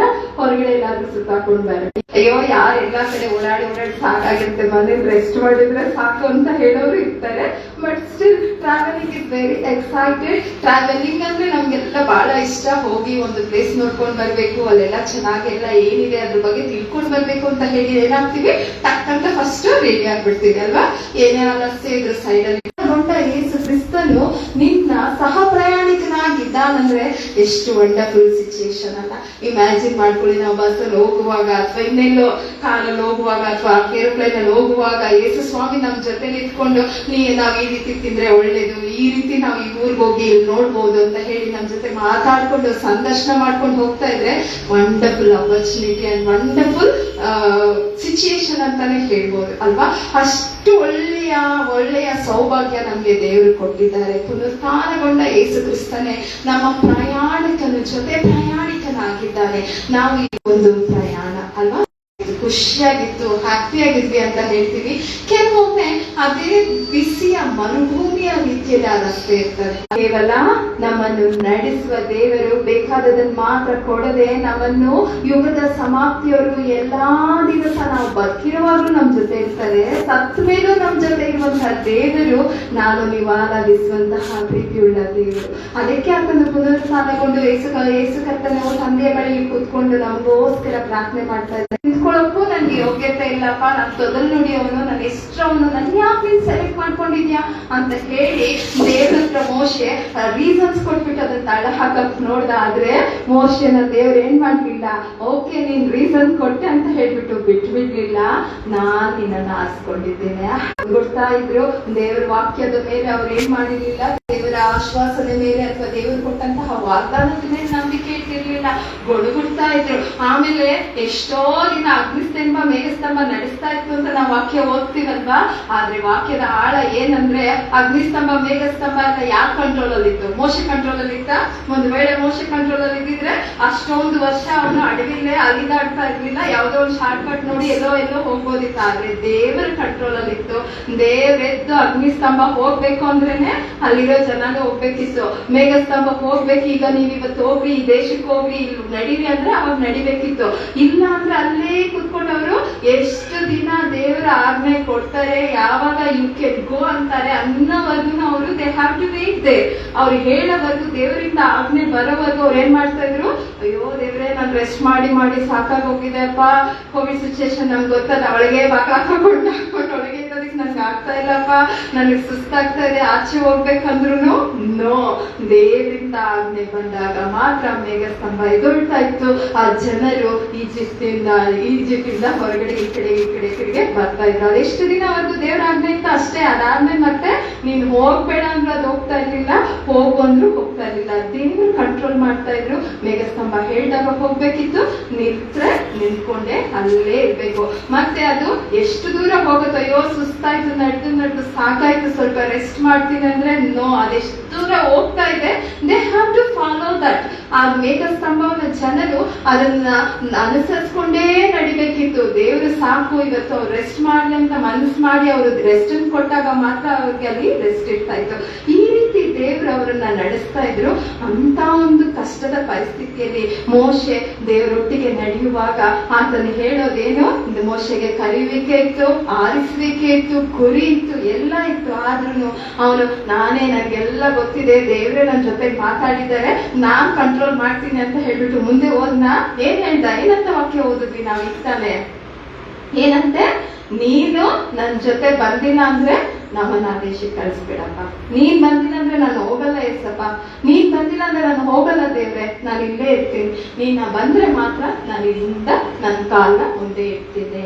ನಾವು ನಮ್ಮ ಕಷ್ಟದ ಪರಿಸ್ಥಿತಿಗಳಲ್ಲಿ, ನಮ್ಮ ಚಿಂತೆಯ ಪರಿಸ್ಥಿತಿಗಳಲ್ಲಿ, ನಮ್ಮ ಡಿಸಿಷನ್ಸ್ ತಗೊಳ್ಳುವಾಗ ನಾವು ದೇವರನ್ನ, ದೇವ್ರೆ ನೀನ್ ಬಂದ್ರೆ ಮಾತ್ರ ನಾನು ಈ ಡಿಸಿಷನ್ ತಗೊಳ್ತೀನಪ್ಪ, ನಿನ್ಗೆ ಕರೆಕ್ಟ್ ಆಗಿದ್ರೆ ನಾನು ಈ ಮಾರ್ಗದಲ್ಲಿ ಹೋಗ್ತೀನಪ್ಪ, ನೀನ್ ನನಗೆ ಉತ್ತರ ಕೊಟ್ರೆ ಮಾತ್ರ ನಾನು ಮುಂದೆ ನಡೀತೀನಪ್ಪ ಅಂತ ಹೇಳಿ ನಾವು ಅಂದ್ಕೊಳ್ತೀವ. ಮೋಶೆ ಹಾಗೆ ನಮ್ಮ ಪ್ರಯಾಣ, ನಮ್ಮ ಜೀವಿತದ ಪ್ರಯಾಣ ಯಾರ ಕೈಗೆ ನಾವು ಕಂಟ್ರೋಲ್ ಅಲ್ಲಿ ಕೊಟ್ಟಿದ್ದೇವೆ? ನಮಗೆ ಇಷ್ಟ ಬಂದಾಗೆ, ನಮಗೆ ಮೆಚ್ಚುಗೆಯಾದ ದಾರಿಯಲ್ಲಿ ನಾವು ನಡೀತೇವ? ದೇವರಿಗೆ ಇಷ್ಟ ಬಂದ ರೀತಿಯಲ್ಲಿ, ದೇವರ ಮೆಚ್ಚುಗೆಯಾದ ದಾರಿಯಲ್ಲಿ ನಾವು ನಡೀತಾ ಇದ್ದೇವ? ನಮ್ಮನ್ನ ನಾವು ಪ್ರಶ್ನೆ ಮಾಡ್ಕೊಳ್ಳೋಣ. ಯಾಕೆಂದ್ರೆ ನಮ್ಮ ಕಂಟ್ರೋಲ್ ಅಲ್ಲಿ ಇದ್ರೆ ಅಲ್ಲೆಲ್ಲೋಗ್ತದೆ ಅದು, ನಮ್ಗೆ ಹುಚ್ಚುಚ್ಚಾಗಿ ಎಲ್ಲೋ ಹೋಗಿ ಏನೋ ನಮ್ಗೆ ಗೊತ್ತಿಲ್ಲದೆ ಇರೋದು ಮಾಡಿ ನಾವೇನಾಗ್ತೀವಿ ಅಲ್ಲಿ ಮತ್ತೆ ಕಷ್ಟದೊಳಗೆ ಸಿಕ್ಕಾಕೊಳ್ತೇವೆ. ಆದ್ರೆ ದೇವರ ಕಂಟ್ರೋಲ್ ಕೈಗೆ ನಾವು ಕೊಟ್ರೆ, ನಮ್ಮನ್ನು ನಮ್ಮ ಪ್ರಯಾಣಿಕನಾದ, ಜೊತೆ ಪ್ರಯಾಣಿಕನಾದ ದೇವರೊಟ್ಟಿಗೆ ನಾವು ನಡೆಯುತ್ತಾ ನಮ್ಮನ್ನ ಒಂದು ಕೈಗೆ ಸಂಪೂರ್ಣವಾಗಿ ಒಪ್ಪಿಸ್ಕೊಡೋದಾದ್ರೆ, ಮೋಶೆಗೆ ಕೊಟ್ಟಂತಹ ಜಯ ನನ್ನ ನಿಮಗೆ ಸಹ ದೇವರು ಕೊಡ್ತಾರೆ. ನಮ್ಮ ಬಲಹೀನತೆಯಲ್ಲಿ ಬಲ ಯಾರಾಗಿದ್ದಾರೆ? ದೇವರು ಮಾತ್ರ ನಮ್ಮ ಬಲವಾಗಿದ್ದಾರೆ. ನಮ್ಮನ್ನು ಬಲವಾಗಿರುವಂತಹ ದೇವರು ಮೋಶೆ ಹೇಳಿದ ಹಾಗೆ, ನೀನು ಬಲದಿದ್ದರೆ ನಾನೇನ್ ಮಾಡಲ್ಲ, ಮುಂದಕ್ಕೆ ಹೋಗಲ್ಲ. ಮೋಚನ ಕಂಡ 33ನೇ ಅಧ್ಯಾಯ 14ನೇ ವಚನದಲ್ಲಿ ನಾವು ಈಗ ಓದಿತಾ, ಈಗ ನನ್ನ ನಿಮಗೂ ಸಹ ಅಭಿಷೇಕ ಮಾಡಲು ಕಾದಿದ್ದಾನೆ. ಮೋಶೆಗೆ ಮಾತ್ರ ಬ್ಲೆಸ್ಸಿಂಗ್ಸ್ ಕೊಡ್ತೀನಿ, ನಿಮ್ಗೆಲ್ಲ ಕೊಡಲ್ಲ ಅಂತ ಹೇಳಿದ್ರ ದೇವರು? ಏನಂತ ಹೇಳಿದ್ದಾರೆ? ಎಲ್ಲರಿಗೂ ನಾನು ಇಡೀ ಸಮಸ್ತ ಲೋಕಕ್ಕೋಸ್ಕರ ನಾನು ನನ್ನ ಮಗನನ್ನು ಕೊಟ್ಟಿದ್ದೇನೆ ಅಂತ ಹೇಳಿರುವಂತ ದೇವರನ್ನ ನಾವು ಆರಾಧಿಸಬೇಕು. ಆತನನ್ನು ಇನ್ನೂ ಹೆಚ್ಚಾಗಿ ನಾವು ಆದ್ಕೊಳ್ಬೇಕು. ಕೇವಲ ಆ ಬ್ಲೆಸ್ಸಿಂಗ್ಸ್ ನಾನು ನೋಡಬಾರ್ದು, ಬ್ಲೆಸ್ ಮಾಡುವಂತಹ ದೇವರನ್ನು ನೀನ್ ಕೊಟ್ರು, ನೀನ್ ಕೊಡದೇ ಇದ್ರು ನೀನೇ ನನ್ನ ದೇವರಪ್ಪ, ನೀನ್ ನನ್ನ ನಡೆಸೋ ದೇವರಪ್ಪ, ನೀನೇನೇ ಮಾಡಿದ್ರು ನಿನ್ ಕೈ ನಾನು ಕೊಡ್ತೀನಪ್ಪ ಅಂತ ಹೇಳಿ ದಾವೀದನ ಹಾಗೆ ನಾವು ಹೇಳುವಂತ ಮಕ್ಕಳು ನಾನು ನೀವು ಆಗಿದ್ದೇವಾ? ಸಂತೋಷ ಇದೆ, ಹಾಗೆ ಹೀಗೆ ಸಂತೋಷ ಅಲ್ಲ, ಸಂಪೂರ್ಣವಾಗಿ ಅಲ್ವಾ? ನಮ್ಗೆ ದೇವ್ರು ಕೊಡೋದು ಅರ್ಧಂಬರ್ಧ ಕೊಡ್ತಾರ? ಏನಾದ್ರೂ ಇವಾಗ ಏನೋ ಒಂದು ಸ್ವಲ್ಪ ದುಡ್ಡು ಕೊಡ್ತೀನಿ ಅಂತ ಹೇಳ್ತೀವಿ, ಸಪೋಸ್ 1 ಲಕ್ಷ ಕೊಡ್ತೀನಿ ಅಂತ ಹೇಳ್ಬಿಟ್ಟು ದೇವ್ರು ಕೇವಲ 10,000 20,000 ನಮಗ್ ಕೊಡ್ತಾರ? ಫುಲ್ 1 ಲಕ್ಷ ಕೊಡ್ತೀನಿ ಅಂದ್ರೆ 1 ಲಕ್ಷನೇ ಕೊಡ್ತಾರೆ. ಸಂಪೂರ್ಣ ಕಂಪ್ಲೀಟ್ ಆಗಿ ಅರ್ಧ ಅಥವಾ ಕಾಲ್ ಭಾಗ ಮುಕ್ಕಾಲ್ ಭಾಗ ಕೊಡಲ್ಲ, ಕಂಪ್ಲೀಟ್ ಆಗಿ ದೇವರು ನಮ್ಮನ್ನ ಕೊಟ್ಟು ಅಭಿಷೇಕ ಮಾಡಿ ಆಶೀರ್ವಾದ ಮಾಡುವಂತಹ ದೇವರು ನನ್ನ ನಿಮ್ಮ ದೇವರಾಗಿದ್ದಾರೆ. ನಾವು ಆತನನ್ನು ಇನ್ನೂ ಹೆಚ್ಚೆಚ್ಚಾಗಿ ಹತ್ಕೊಂಡು ಆಶೀರ್ವಾದವನ್ನು ನೋಡೋದು ಬೇಡ, ಆಶೀರ್ವಾದಿಸಿದ ಆತನನ್ನು ನೋಡೋಣ. ಎರಡನೇದಾಗಿ ನಾವು ಓದಿ ಕೇಳಿದ ಹಾಗೆ ಭಯದ ಮಧ್ಯದಲ್ಲೂ ದೇವರು ಜೊತೆಗೆ ಇರುವನು. ಅಪೊಸ್ತಲರ ಕೃತ್ಯಗಳು 18ನೇ ಅಧ್ಯಾಯ 1ರಿಂದ 11 ವಚನದಲ್ಲಿ ನಾವೇನಂತ ಓದ್ ಕೇಳಿದ್ವಿ? ಯಾರ ಬಗ್ಗೆ ಓದಿದ್ವಿ? ಪೌಲನ ಬಗ್ಗೆ ಓದಿದ್ವಿ. ಪೌಲನಿಗೆ ಎಂತ ಪರಿಸ್ಥಿತಿ ಇತ್ತು? ಭಯ, ಜನ ಪಾಪದಿಂದ ತುಂಬಿದಾರೆ. ಅಲ್ಲಿರುವಂತ ಕೊರೆನ ಫುಲ್ ಏನಾಗಿದೆ? ಪಾಪದಿಂದ ತುಂಬಿದೆ. ಆ ಜನರ ಪಾಪದ ಮಧ್ಯದಲ್ಲಿ ಇದನ್ನ ಏನ್ ಮಾಡ್ಬೇಕಾಗಿದೆ? ಅಲ್ಲಿ ಹೋಗಿ ಸ್ವಾರ್ಥ ಹೇಳ್ಬೇಕಾಗಿದೆ. ಅಂತ ಭಯದ ಮಧ್ಯದ ವಾತಾವರಣದಲ್ಲಿ ಪೌಲನು ಕಷ್ಟಪಡುವಾಗ ಆತನ ಹಿಂದೆ ತಿರುಗಿ ನೋಡಿದ್ನ. ಏನ್ ಮಾಡ್ದ ಅವನು? ದೇವರನ್ನ ಆದ್ಕೊಂಡ. ದೇವ್ರೆ ಏನಪ್ಪ ಮಾಡಿದ್ರು ಈ ಜನ ನೋಡಿದ್ರೆ ಇಷ್ಟು ಪಾಪದಲ್ಲೇ ಫುಲ್ ತುಂಬೋಗ್ಬಿಟ್ಟಿದ್ದಾರೆ, ಪಾಪ ಮೈದಲ್ಲಿ ಅಡಗೋಗಿದ್ದಾರೆ. ಆದ್ರೆ ನಾನಿಲ್ಲಿ ವಾಕ್ಯ ಹೇಳ್ಬೇಕು, ಇಂಥ ಜನರ ಮಧ್ಯ ನಾನು ಹೇಗಪ್ಪ ಹೇಳಿ, ನಾನು ಯಾವ ರೀತಿ ನಾನು ಈ ಜನರ ಮಧ್ಯ ಬದುಕಲಿ ಅಂತ ಹೇಳಿ ಚಿಂತೆಯಿಂದ ಇದ್ದ. ಅಂತ ಚಿಂತೆಯಿಂದ ಇರುವಾಗ ದೇವ್ರು ಏನಂತ ವಾಗ್ದಾನ ಮಾಡಿದ್ರು ಪೌಲನಿಗೆ? ನಾನೇ ನಿನ್ನೊಂದಿಗಿದ್ದೇನೆ, ನೀನ್ ಭಯ ಪಡ್ಬೇಡ, ಮಾತಾಡ್ತಾ ಇರು, ನಾನು ನಿನ್ ಜೊತೆಗಿದ್ದೀನಿ, ನೀನೇನಕ್ಕೆ ಎದುರ್ಕೋಬೇಡ ಅಂತ ಹೇಳಿ ದೇವರ ಆಶ್ವಾಸನೆಯನ್ನ ಕೊಡ್ತಾರೆ. ನಮ್ಮ ಭಯ ಕೆಲವೊಂದು ಈ ಜೀವನದ ಪ್ರಯಾಣದಲ್ಲಿ ಭಯದ ಸನ್ನಿವೇಶಗಳು ಬರ್ತದೆ, ಕಷ್ಟದ ಸನ್ನಿವೇಶಗಳು ಬರ್ತದೆ, ದುಃಖದ ಸನ್ನಿವೇಶಗಳು ಬರ್ತದೆ. ಅಂತ ಸಮಯದಲ್ಲಿ ನಮಗೆ ದೇವರು ಕೊಡುವಂತಹ ವಾಗ್ದಾನ ಏನು? ನಾನೇ ನಿನ್ನೊಂದಿಗಿದ್ದೇನೆ, ಭಯ ಪಡ್ಬೇಡ, ನೀನು ಹೆದರಬೇಡ, ಯಾವ ವಿಷಯಕ್ಕೂ ನೀನ್ ಚಿಂತೆ ಮಾಡ್ಬೇಡ, ನಾನು ನಿನ್ನ ನಡೆಸ್ತೇನೆ ಅಂತ ಹೇಳಿ ವಾಗ್ದಾನ ಕೊಟ್ಟು ನಡೆಸುವ ದೇವರು ನನ್ನ ನಿಮ್ಮ ದೇವರಾಗಿದ್ದಾನೆ. ಆತನು ಸಂಪೂರ್ಣವಾಗಿ ನಾನು ಹಾಗೆ ಹೇಳಿದಾಗೆ ಸಂಪೂರ್ಣ ಸಂತೋಷವನ್ನು ಕೊಡುವ ದೇವರು, ನಮ್ಮನ್ನು ಸಂಪೂರ್ಣ ಕಂಟ್ರೋಲ್ ಅಲ್ಲಿ ನಮ್ಮನ್ನು ಇಟ್ಕೊಂಡು ನಡೆಸುವಂತ ದೇವರು ಆಗಿದ್ದಾನೆ. ನಮ್ಮನ್ನು ಹಾಕಿಕೊಳ್ಳುವ ದೇವರನ್ನು, ನಮ್ಮನ್ನು ನಡೆಸುವ ದೇವರನ್ನು ನಾವು ಇನ್ನೂ ಹೆಚ್ಚಾಗಿ ಪ್ರೀತಿ ಮಾಡೋಣ. ತಿಮೋಥೆಯನಿಗೆ ಬರೆದ ಪತ್ರಿಕೆ 4ನೇ ಅಧ್ಯಾಯ 17ರಲ್ಲಿ ಹೇಳುವ ಹಾಗೆ, ಕರ್ತನು ನನ್ನ ಜೊತೆ ನಿಂತನು. ಯಾರು ನಿಂತಿದ್ರು? ಕರ್ತನೇ ನಿಂತಿದ್ದು. ದೇವ್ರ ಹತ್ರ ಹೋಗ್ಬಿಟ್ಟು ಹೋಗಿ ಅವ್ರ ಜೊತೆ ಇರು ಅಂತ ಹೇಳಿದ್ರ ದೇವ್ರು? ಯಾರು ಬಂದಿದ್ರು ನಮ್ ಜೊತೆ? ಕರ್ತನೇ ನಿಂತಿದ್ದನು. ಯೆಶಾಯನ ಪ್ರವಾದನೆ ಗ್ರಂಥ 43:2 ಹೇಳುವ ಹಾಗೆ, ನೀನು ನೀರಿನ ಮೂಲಕ ಹೋದಾಗ ನಾನು ನಿನ್ನ ಜೊತೆ ಇರ್ತೇನೆ. ನೀನ್ ನೀರೊಳಗೆ ಹೋದ್ರು ನಾನು ನಿನ್ ಜೊತೆ ಇರ್ತೇನೆ.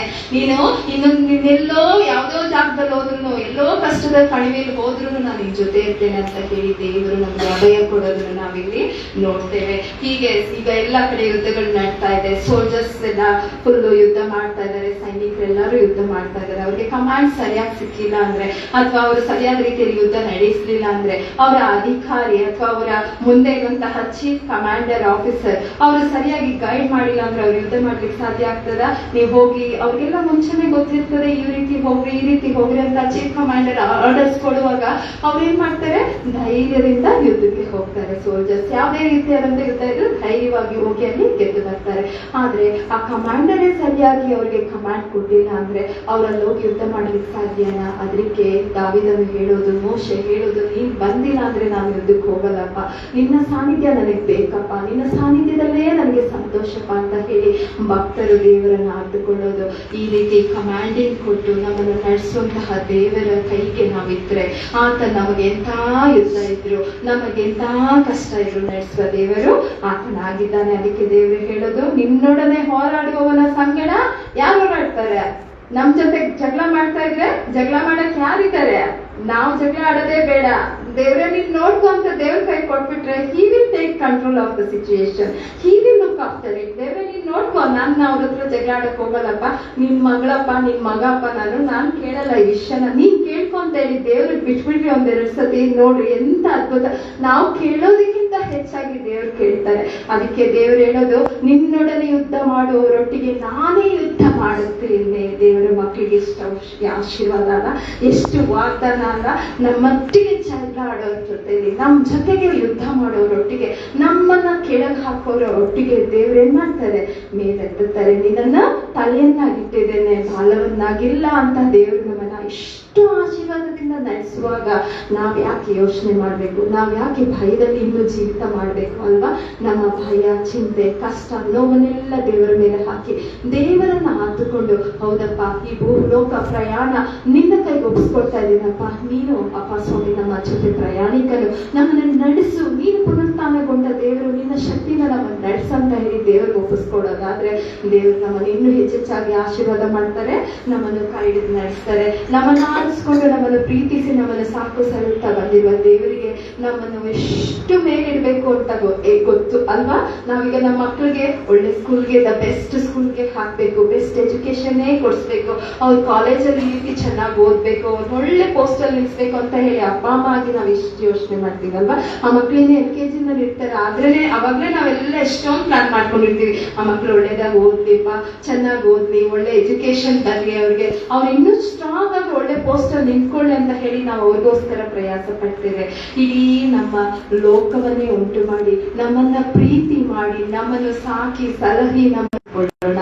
ಆತನ ಮಕ್ಕಳಾಗಿ, ಆತನ ಜೊತೆ ಪ್ರಯಾಣಿಕರಾಗಿ ನಾವು ನಡೆಯೋಣ. ನಾವು ಈಗ ಫೆಲೋ ಟ್ರಾವೆಲರ್ಸ್ ಹೊತ್ತಿಗೆ ಒಂದೊಂದ್ಸತಿ ಏನ್ ಮಾಡ್ತೀವಿ? ಅವ್ರು ಸರಿಯಾಗಿ ನಮ್ಮ ಜೊತೆ ಕೂತ್ಕೊಂಡಿಲ್ಲ ಅಂದ್ರೆ, ಸರಿಯಾಗಿ ಜಾಗ ಕೊಟ್ಟಿಲ್ಲ ಅಂದ್ರೆ ಏನ್ ಮಾಡ್ತೀವಿ? ಟ್ರಾವೆಲಿಂಗ್ ಮಾಡುವಾಗ ಜಗಳ ಆಡ್ತೀವಲ್ವಾ? ಆ ರೀತಿ ಫೆಲೋ ಟ್ರಾವೆಲರ್ಸ್ ಆಗಿ ನಾವು ಜಗಳ ಆಡದೆ ನಮ್ಮ ದೇವರೊಟ್ಟಿಗೆ ಏನ್ ಮಾಡ್ಬೇಕಂತೆ? ಅನ್ಯೂನ್ಯತೆಯನ್ನು ಹೊರಿಸ್ಕೋಬೇಕು.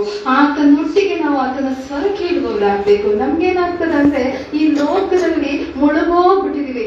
ಏನಿದ್ರು ಬಿಸಿ ಲೈಫು, ಕೆಲಸ, ಮನೆ, ಇಷ್ಟೇ ನಮ್ ಪ್ರಪಂಚ ಅಲ್ವಾ? ನಮ್ದೇ ಆದಂತ ಪ್ರಪಂಚದಲ್ಲಿ ಮುಳುಗೋಗಿರ್ತೀವಿ. ನಮ್ದೇ ಆದಂತ ಬಿಸಿ, ಅಯ್ಯೋ ಇಷ್ಟು ದೊಡ್ಡದಿದೆ, ಈ ಪ್ರಾಜೆಕ್ಟ್ ಕಂಪ್ಲೀಟ್ ಮಾಡ್ಬೇಕು, ಈ ರೀತಿ ನಾನು ಹೋಗಿ ಅಲ್ಲಿ ಟಾಸ್ಕ್ ಕಂಪ್ಲೀಟ್ ಮಾಡ್ಬೇಕು, ಈ ರೀತಿ ನನ್ ಕಷ್ಟ ಇದೆ, ನನ್ ಚಿಂತೆ ಇದೆ, ಸಾಲ ಇದೆ, ನೋವಿದೆ, ಬರೀ ಅದ್ರ ಮೇಲೆ ನಾವು ಕಾನ್ಸಂಟ್ರೇಟ್ ಮಾಡ್ತಾ ಇರ್ತೀವಿ. ನಮ್ಮನ್ನು ರೂಪಿಸಿದ ದೇವರು, ನಮ್ಮನ್ನು ಸೃಷ್ಟಿ ಮಾಡಿದ ದೇವರನ್ನ ನಾವು ಆರಾಧಿಸ್ತಾ ಇದ್ದೇವ? ಆತನ ಬಗ್ಗೆ ನಾವು ಕಾನ್ಸಂಟ್ರೇಟ್ ಮಾಡ್ತಾ ಇದ್ದೇವೆ? ಈ ಸಮಸ್ಯೆಗಿಂತ ದೊಡ್ಡ ದೇವರು ನನ್ನ ದೇವರಲ್ಲ ಅಂತ ಹೇಳಿ ನಾವು ಆಲೋಚನೆ ಮಾಡ್ತಾ ಇದ್ದೇವ? ನಮ್ಮನ್ನು ನಾವು ಪ್ರಶ್ನೆ ಮಾಡ್ಕೊಳ್ಳೋಣ. ಯಾಕೆಂದ್ರೆ ಸಮಸ್ಯೆ ದೊಡ್ಡದಲ್ಲ, ನಮ್ಮನ್ನು ಸೃಷ್ಟಿಸಿದ ಸೃಷ್ಟಿಕರ್ತನು ದೊಡ್ಡವನು, ನಮ್ಮನ್ನು ಪ್ರೀತಿಸಿದ ದೇವರು ದೊಡ್ಡವನು. ನಮ್ಮ ಸಮಸ್ಯೆನೆಲ್ಲ 2 ನಿಮಿಷಕ್ಕೆ ಹೋಗ್ಸೋದಕ್ಕೆ ಆತನಿಗೆ ಶಕ್ತಿ ಇದೆ. ಆತನನ್ನು ಆತುಕೊಂಡು, ಈ ಭೂ ಪ್ರಯಾಣದಲ್ಲಿ ನಿನ್ನನ್ನು ಬಿಟ್ಟು ನಾನು ಮುಂದೆ ಹೋಗಲ್ಲಪ್ಪ, ನೀನ್ ನನ್ನ ಜೊತೆಗೆ ಬಂದಿಲ್ಲ ಅಂದ್ರೆ ನಾನು ಆ ಕೆಲಸ ಮಾಡಲ್ಲಪ್ಪ ಅಂತ ಹೇಳಿ ದೇವರನ್ನ ಹಿಡಿದು ದೇವರೊಟ್ಟಿಗೆ ನಡೆಯೋದಾದ್ರೆ ನಮ್ಮ ಜೀವಿತ ಇನ್ನೂ ಹೆಚ್ಚಾಗಿ ಆಶೀರ್ವಾದ ಕರದಿಂದ ಆಶೀರ್ವಾದದ ಕರೆಗೆ ನಡೀತದೆ. ನಮ್ಗೆ ಆಶೀರ್ವಾದ ಬೇಕು ಅಂದ್ರೆ ನಾವು ಆಶೀರ್ವಾದವನ್ನು ನೋಡೋದು ಬೇಡ. ನಮ್ಮ ಲಿಸ್ಟ್ ಏನೇ ದೊಡ್ಡ ಲಿಸ್ಟ್ ಇದ್ರು ಆ ಲಿಸ್ಟ್ ನ ಪೂರೈಸಕ್ಕೆ ಯಾರಿಗೆ ಶಕ್ತಿ ಇದೆ ಅದಕ್ಕಿಂತ ಡಬಲ್ 7 ಪಟ್ಟು ಎಕ್ಸ್ಟ್ರಾ ಕೊಟ್ಟಂತೆ ಅಲ್ಲ, 7 ಪಟ್ಟು ಎಕ್ಸ್ಟ್ರಾ ಆಶೀರ್ವಾದ ಕೊಟ್ಟಂತ ದೇವರು ನನ್ನ ನಿಮಗೂ ಇನ್ನೂ ಎಷ್ಟು ಪಟ್ಟಾಗಿ ಹೆಚ್ಚಾಗಿ ಆಶೀರ್ವದಿಸೋದಕ್ಕೆ ಇಷ್ಟಪಡ್ತಾರೆ ಅಲ್ವಾ? ಆ ರೀತಿ ಆಶೀರ್ವದಿಸುವಂತ ದೇವರನ್ನ ನಾನು ನೀವು ಆತುಕೊಂಡು ಇವಾಗ ಆತನ ನಿಮಗೆ ಹೆಚ್ಚೆಚ್ಚಾಗಿ ಆರಾಧಿಸೋಣ, ಪ್ರೀತಿಸೋಣ, ಆತನ ಮಕ್ಕಳಾಗಿ ಮಾಡೋಣ. ಕೀರ್ತನೆ 121 ಈಗ ತಾನೇ ನಾವು ಓದಿ ಕೇಳಿದ ಹಾಗೆ ಏನಂದ್ರೆ, ಕರ್ತನು ನನ್ನ ಕಾಯುವವನು, ಆತನು ತೂಕಡಿಸುವುದಿಲ್ಲ, ನಿದ್ರಿಸುವುದಿಲ್ಲ.